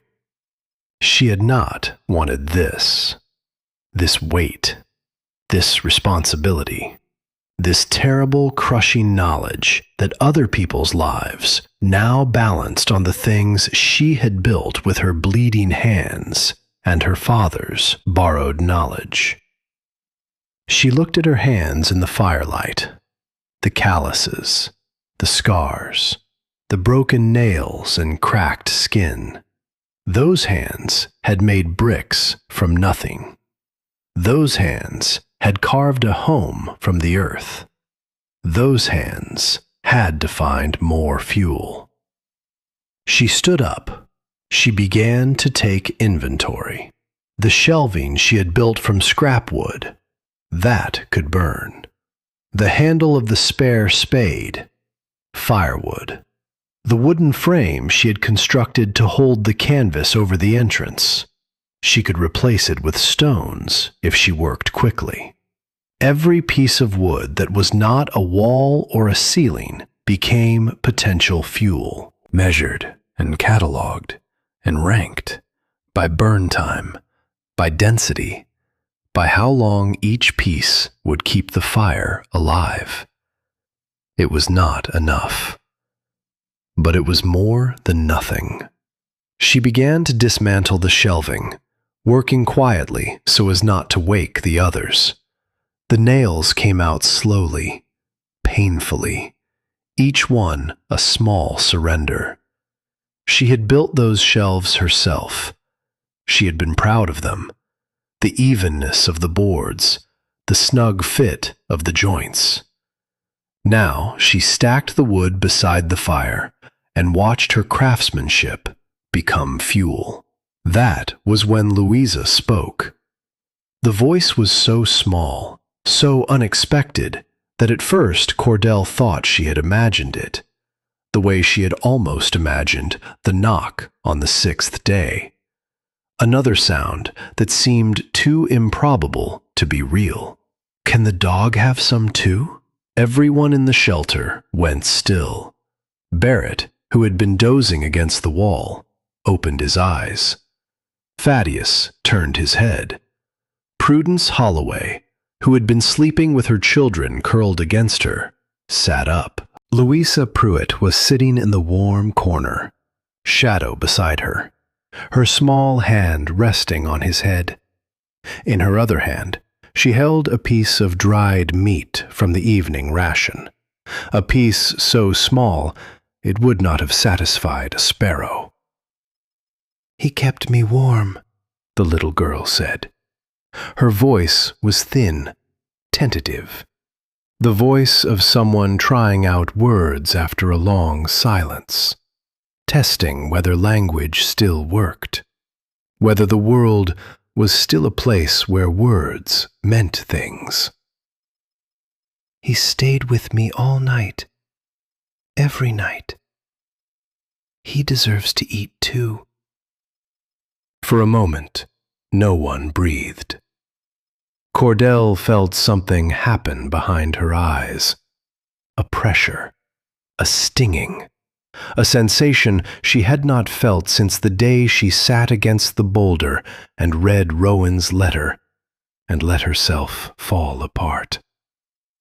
She blinked. The firelight blurred. She nodded, not trusting her voice.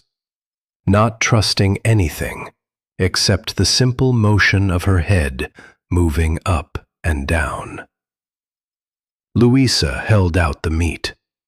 Shadow took it gently, not snatching, not gulping, but carefully, the way he always took food from small hands, as though he understood that gentleness was the price of trust. He chewed slowly, then he licked her fingers, and the ghost of a smile crossed the child's face. The first smile anyone had seen in that shelter, the first crack in the frozen silence that had held them all. Barrett Pruitt, watching from across the shelter, began to cry. Not loudly, not dramatically, just tears running down his face in the firelight, carving clean lines through the grime and the frost damage and the residue of fear. He did not wipe them away. He sat against the wall with his arms around his knees and let them fall. And no one looked at him with judgment, because everyone in that shelter understood that some tears are not weakness.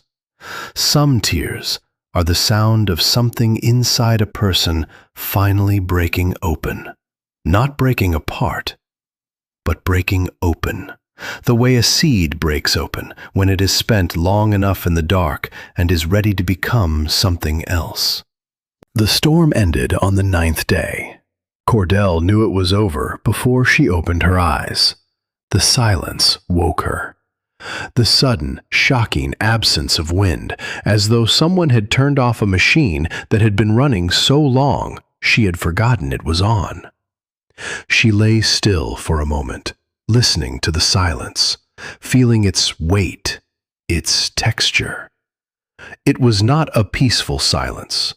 It was the silence of aftermath, the silence of a battlefield after the guns have stopped.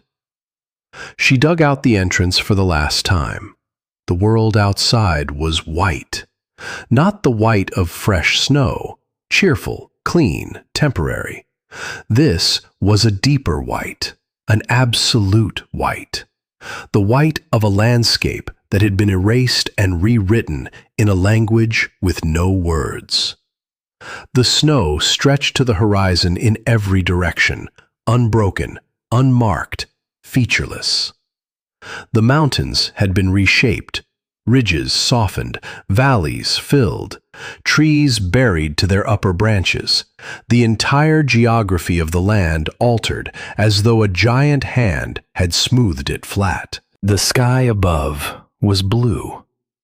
Not the soft, forgiving blue of a spring morning, but a hard, metallic blue, brilliant and merciless. The kind of blue that promised cold so pure it was almost aesthetic. There was no sound, no wind, no birds, no movement of any kind, just the white and the blue and the silence, stretching in all directions to the edge of the world. The survivors emerged slowly, one by one, blinking at the brightness like creatures pulled from deep water.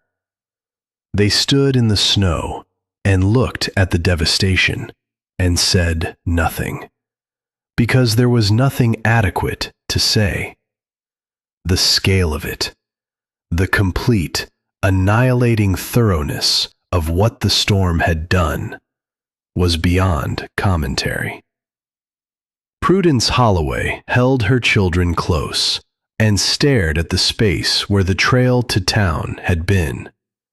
It was gone, buried under a white expanse that offered no landmarks, no direction, no evidence that human beings had ever walked here. Reverend Crane clutched his Bible against his chest and moved his lips in what might have been prayer or might have been simple shock, the mechanics of faith operating on autopilot, while his mind tried to process a world that had been fundamentally rearranged. Thaddeus Pruitt stood, supported by his son, his bandaged feet held off the snow, and looked at the horizon where his ranch should have been, where his 300 head of cattle should have been. He already knew what he would find. They all did. The counting would come later, the grim arithmetic of loss tallied over days and weeks as the snow slowly released what it had taken. Thaddeus would find his cattle frozen in clusters, huddled against fences and outbuildings that had offered no protection, their bodies preserved in the positions of their final desperation. Nearly all of them gone. Malcolm Hargrove's losses would be worse, far worse. The cattle baron who had threatened Cordell with lawyers and sabotage, who had poisoned clay pits and cut snare wires, and ridden to her hollow with armed men and a $200 smile. His empire would be found scattered across the frozen landscape in 1,000 frozen shapes. Nearly his entire herd dead, a fortune erased. 2 men from town had died. Prospectors who had tried to wait out the storm in a canvas tent, believing that stubbornness was the same thing as preparation, that willpower could substitute for walls. The church roof had collapsed under the weight of snow, but the 11 people who had crawled into a hole in the ground, a hole dug by a woman everyone had called crazy, were alive. All of them. Every one. Cordell stood at the entrance to her shelter and looked at the white world. Shadow stood beside her, his breath making small clouds in the frozen air. Behind her, she could hear the sounds of people moving, the murmur of voices, the thin cry of a child. The sounds of survival, which are always quieter and less dramatic than the sounds of crisis.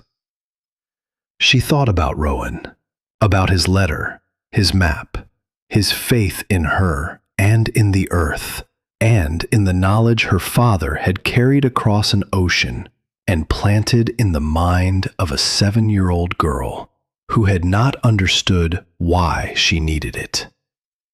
She thought about her father, about his hands, scarred from rock, about his voice in the firelight, patient and low, teaching her things she would not need for 20 years. She thought about the people behind her, the ones who had mocked her, and the ones who had helped her, and the ones who had done both. They were alive because of a hole in the ground, because of bricks made from clay and limestone, because of a chimney carved from a crack in the rock, because 6 feet of packed earth holds heat the way a promise holds weight, quietly, without complaint, for as long as it is needed. Thaddeus Pruitt spoke behind her. His voice was rough, stripped of everything it had once carried, the authority, the confidence, the easy assumption that wealth was the same thing as wisdom. Mrs. Ashford. She turned. He stood in the entrance to the shelter, leaning on Barrett, his bandaged feet held off the cold ground. Behind him, the others had gathered, Prudence with her children, the Reverend with his Bible, the ranch hands, all of them looking at her with expressions she had never seen directed at her before. Not pity, not contempt, not curiosity. Something else. Something that had no name, but looked like the thing you feel when you have been wrong about something important, and you finally have the courage to stand in front of the person you were wrong about and let them see it in your face. "Teach us," Thaddeus said. Cordell looked at him, At all of them. At the faces of people who had watched her walk away from town with $20 and a dead man's deed, and had not lifted a finger. "Teach us what your father knew." She was quiet for a long moment. The wind had stopped. The world was still. Shadow leaned against her leg, warm and solid and patient. She nodded. "Anyone who wants to learn." The apologies came one at a time, like debts being repaid in a currency that had no fixed value. Thaddeus Pruitt arrived first.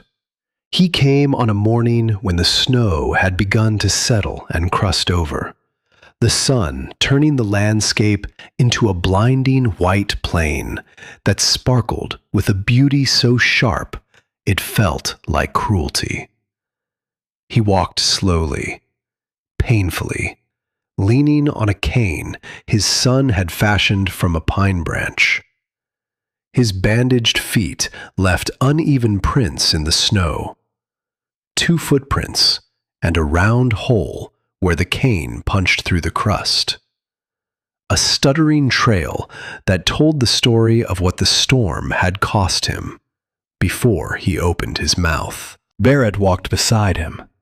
Louisa held Barrett's hand with one fist and reached for Shadow with the other.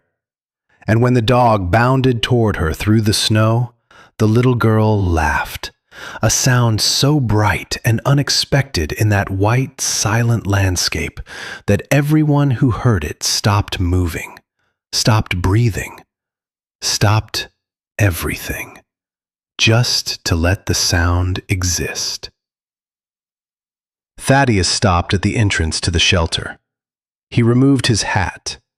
The gesture was slow, deliberate, performed with the gravity of a man who understands that some moments require formality, not because formality matters, but because the person standing in front of you matters, and formality is the only language you have left.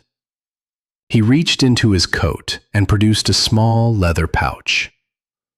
$20, he said. His voice was rough, scraped raw by pain and cold, and something deeper than both. Double what I wagered. It is not enough. Nothing would be enough. But it is what I have. Cordell looked at the pouch. She did not take it. "Keep it," she said. "You will need it to rebuild." "Mrs. Ashford, I do not want your money, Mr. Pruitt." She met his eyes, and her voice was steady, but there was something underneath the steadiness. Not anger, not bitterness, but the particular firmness of a woman who has decided exactly what she is worth and will not accept a penny less or a penny more. "I want your respect. That is worth more to me than coins." Thaddeus Pruitt stood very still. The wind moved across the snow between them, carrying fine crystals that caught the light like powdered glass. Then, slowly, he nodded. "You have it. You have more than my respect." He glanced at Louisa, who was sitting in the snow with Shadow, her arms around his neck, her face buried in his fur. "You have my debt, for as long as I live." Cordell nodded once. That was enough. That was the transaction completed, the ledger balanced.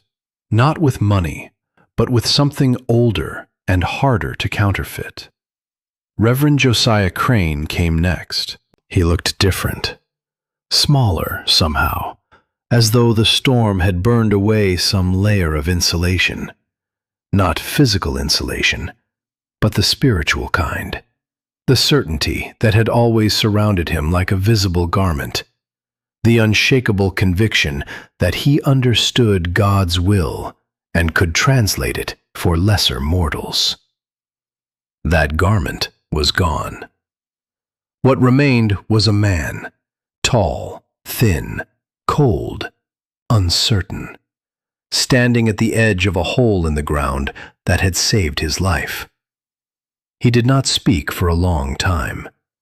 He looked at the earthen walls, at the stone fireplace, at the careful engineering that had held back a killing cold while his church collapsed under the weight of its own inadequacy.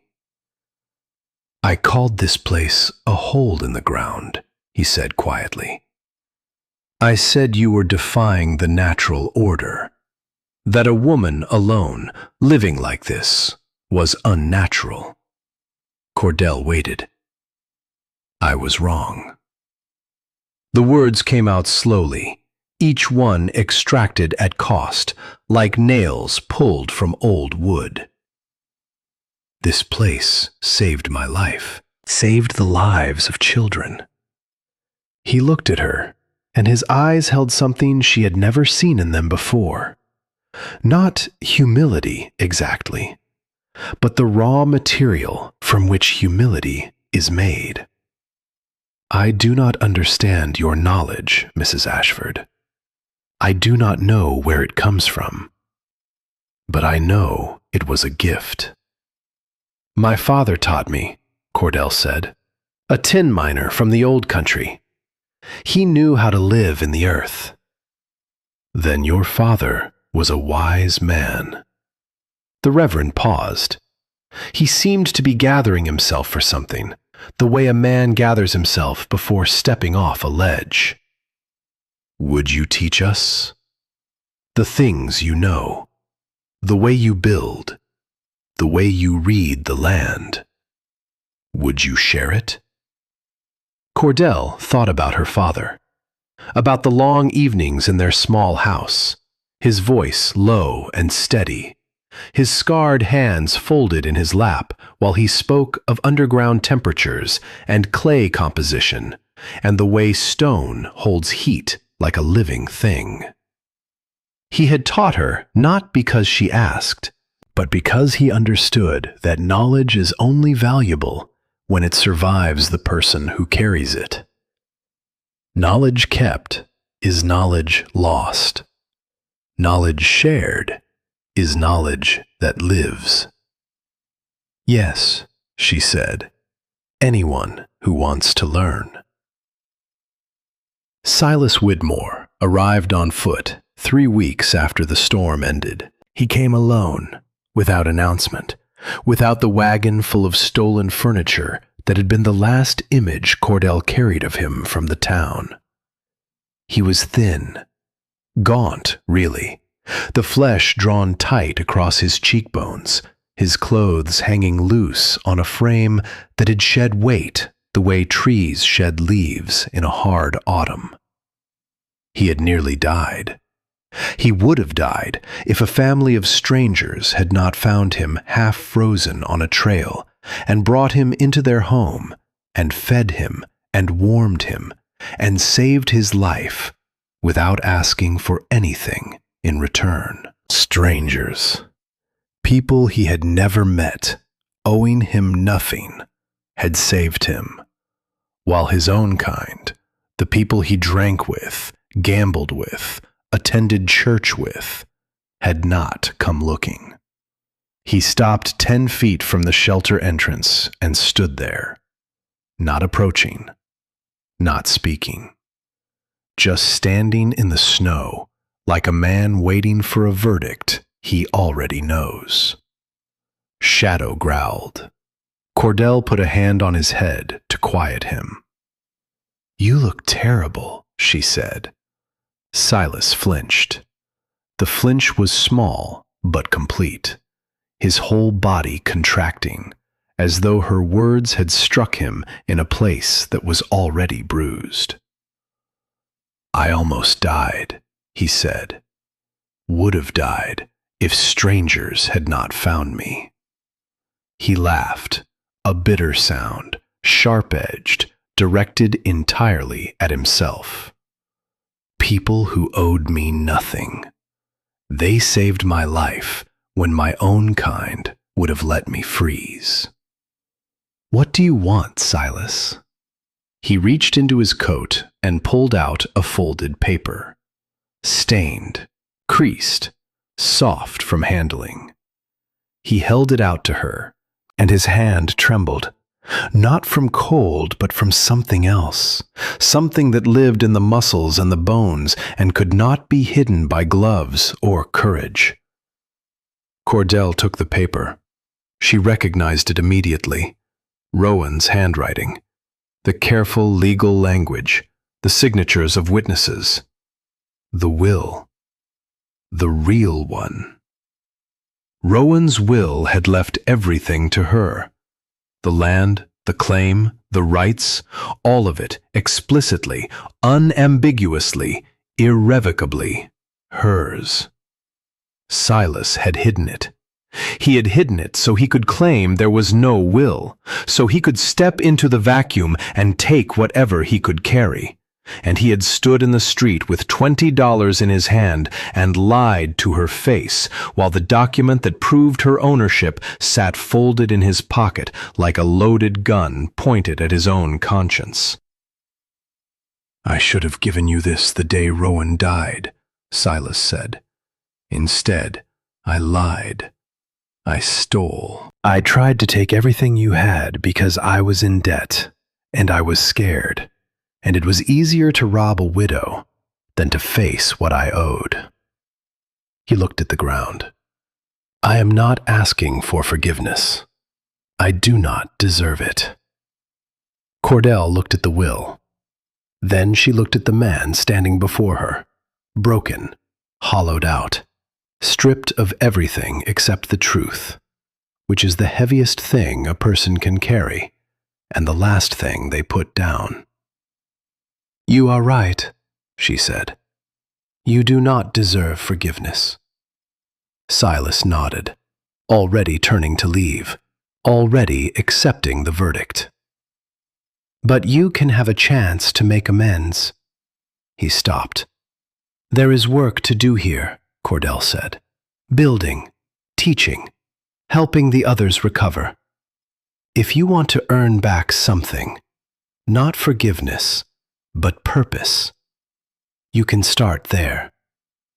She tucked the will into her pocket, beside the deed, beside the letter, beside all the paper proof that the earth beneath her feet belonged to her, and always had. Everyone deserves a chance to become better than their worst choices. That is what Rowan would have said. Silas Whitmore stood in the snow, with the sun on his face and tears freezing on his cheeks. Then he nodded. With the will in hand and the evidence of sabotage, the distinctive hoof prints Elijah Marsh had also documented, the sliced snares, the fouled clay pit, Cordell did something no one expected. She went to Malcolm Hargrove. Not to the courthouse, not to a lawyer, not to the territorial judge or the newspaper or any of the institutions that Hargrove had spent years purchasing and corrupting and bending to his purposes. She went to him, directly, alone, except for Shadow, who walked beside her with the quiet alertness of a creature who has learned to distinguish between ordinary strangers and dangerous ones. Hargrove's ranch was diminished. The corrals that had once held 1,000 head of cattle stood empty. The outbuildings sagged under the weight of uncleared snow. Ranch hands moved slowly through the yard, performing tasks that felt pointless. Mending fences that enclosed nothing. Repairing barns that sheltered no animals. The empire that Malcolm Hargrove had built through patience and intimidation and the systematic destruction of anyone who stood in his path was collapsing. And it was collapsing not because someone had defeated him, but because the world had simply stopped cooperating with his plans. He met her on the porch of his house. He did not invite her inside. He looked older than the last time she had seen him, The silver hair was uncombed. The politician's smile was gone, replaced by something flatter, harder, less practiced.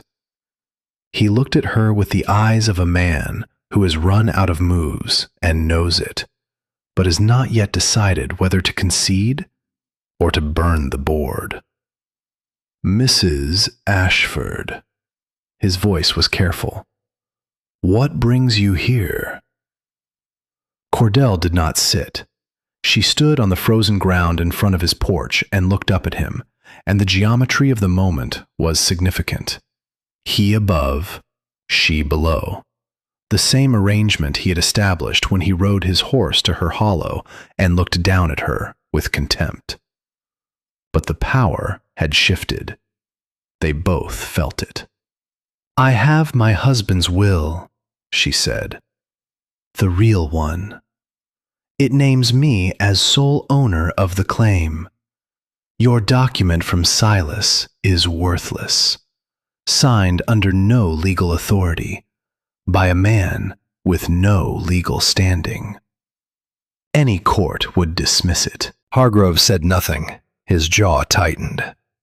"I also have evidence of trespass and property destruction. Hoofprints from your stable at my clay pit, cut snare wire. A witness willing to testify." She paused. "Enough to bring charges, Mr. Hargrove. Enough to cost you what remains." The wind moved between them. Shadow sat at Cordell's feet, his eyes fixed on Hargrove with an intensity that made the older man glance down and then quickly look away. "What do you want?" Hargrove asked. Cordell studied him. She studied the face of a man who had tried to take everything from her. Her land, her livelihood, her safety, her life, and had failed. Not because she had outsmarted him, but because she had outlasted him, which is a different kind of victory and a more durable one. She thought of Rowan's letter, folded in her pocket beside the will. "Trust the earth. It will not betray you." He had been right about everything except the timeline. The earth had taken its time, but it had delivered. "I want the 40 acres east of my boundary line. The parcel with the spring. Fair price, assessed by the land office. Not a penny less." Hargrove stared at her. "That land is worth—" "I know what it is worth. I also know what your legal position is worth, which is nothing. And I know what your reputation is worth, which will also be nothing if the evidence I have becomes public." The silence stretched between them like wire pulled taut. "You could have gone to the court," Hargrove said finally. "You could have ruined me." "Yes? Why didn't you?" Cordell considered the question. She could have said something about mercy, about grace, about being better than the person who wronged you. All of those things were partially true, but the whole truth was simpler and less noble. "Because courts take time," she said, "and I have work to do." Hargrove looked at her for a long moment. Then something in his face changed. Not softened exactly, but settled. The way a structure settles when it has finally accepted the weight it was designed to bear. He nodded once.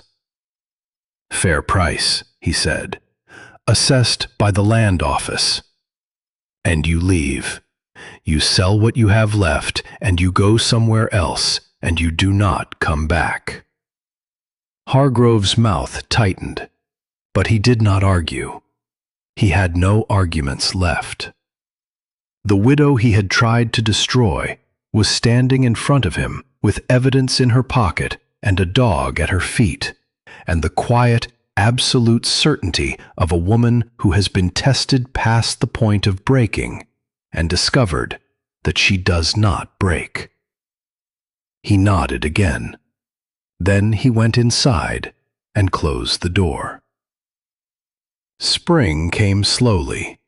The snow melted in stages, revealing the full scope of what the winter had done.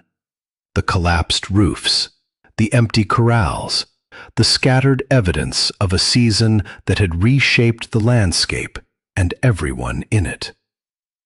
But in the hollow where a fallen cottonwood lay like a spine across 300 acres of stone and possibility, something new was growing. It was Elijah Marsh who brought the idea. He arrived one afternoon, carrying a leather satchel and a look of determination Cordell had never seen on his weathered face. He sat down on a stone near the fire pit and opened the satchel. Inside were pages covered in his careful handwriting.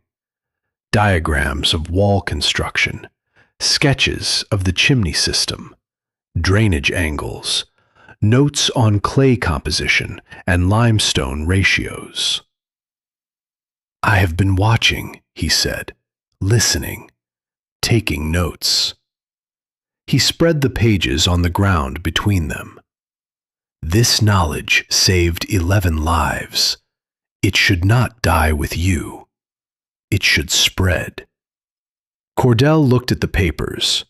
She saw her father's teachings translated into ink and line, made portable, made shareable, made into something that could travel farther than one woman's voice could carry. "One condition," she said. "Name it." His name goes on every copy. Edmund Dunwall, tin miner. He taught me everything. The credit belongs to him. Marsh nodded slowly. A rare smile crossed his face. Families began building when the snow melted. Using Cordell's techniques, the angled walls, the thick earthen insulation, the careful attention to drainage and ventilation, they carved shelters from the hillsides around the valley. Ezra Calhoun moved between the sites, supervising, correcting, translating Cordell's knowledge into the specific conditions of each location. His hands could no longer grip a hammer, but his eyes missed nothing, and his voice carried the authority of a man who had been right when it mattered. Marsh printed the booklet, hundreds of copies on the small press behind his mercantile, each one bearing the title he and Cordell had agreed on. Shelter from the Storm, A Guide to Earth-Protected Building, by Edmund Dunwall, tin miner. As taught to his daughter, Cordell Ashford. When she held the first copy in her hands, smelling of fresh ink and cheap paper, the cover plain, the text crowded, the diagrams rough but accurate, she ran her thumb across her father's name and felt something shift in her chest, something quieter than grief, steadier than pride, the feeling of a circle closing, of a debt repaid to someone who had never asked for payment. Cordell never remarried. She said once to Elijah Marsh that she had loved truly, and once was enough. Marsh understood. Their friendship deepened over the years, built on mutual respect and shared silence, on the understanding that some bonds are stronger for never being named. He brought her news from town. She gave him bricks at cost.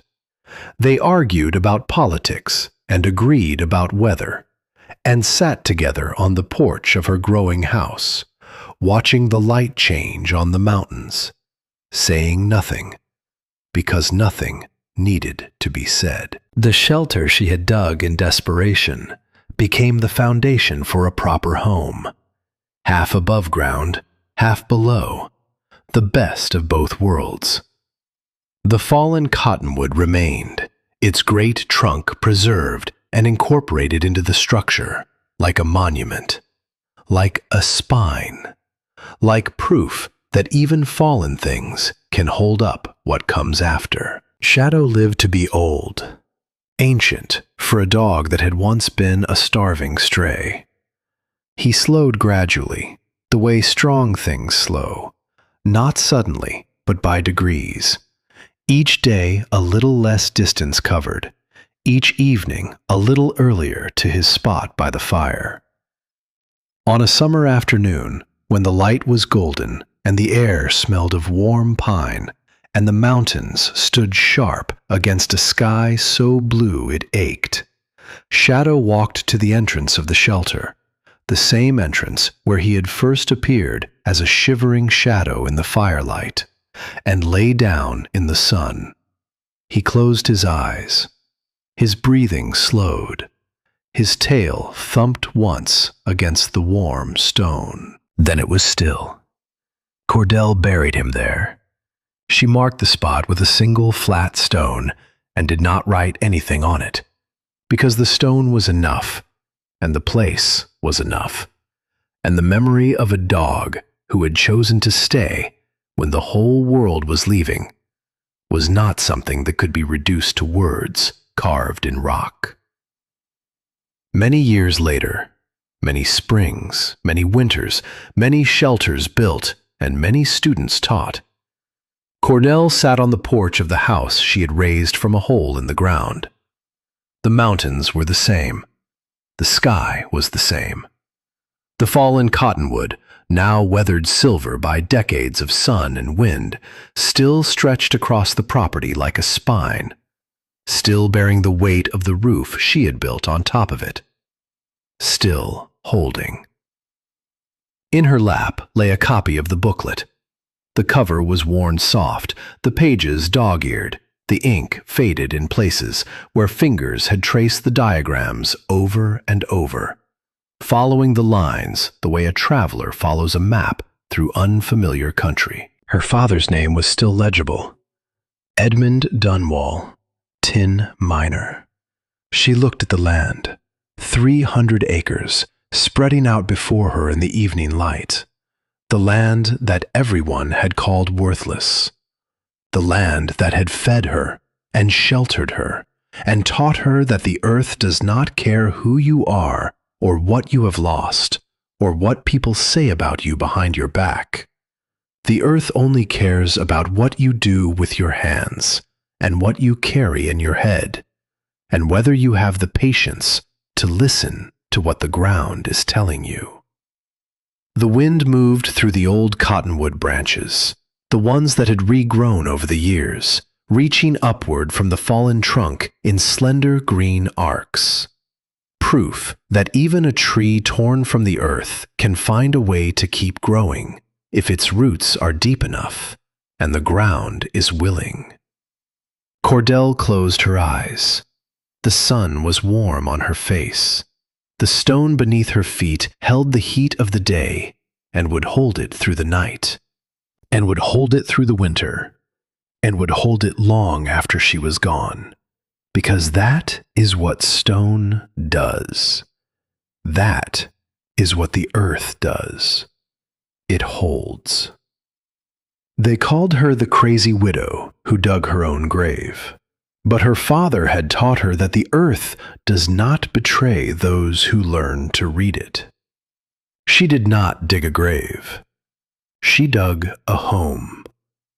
And that home held.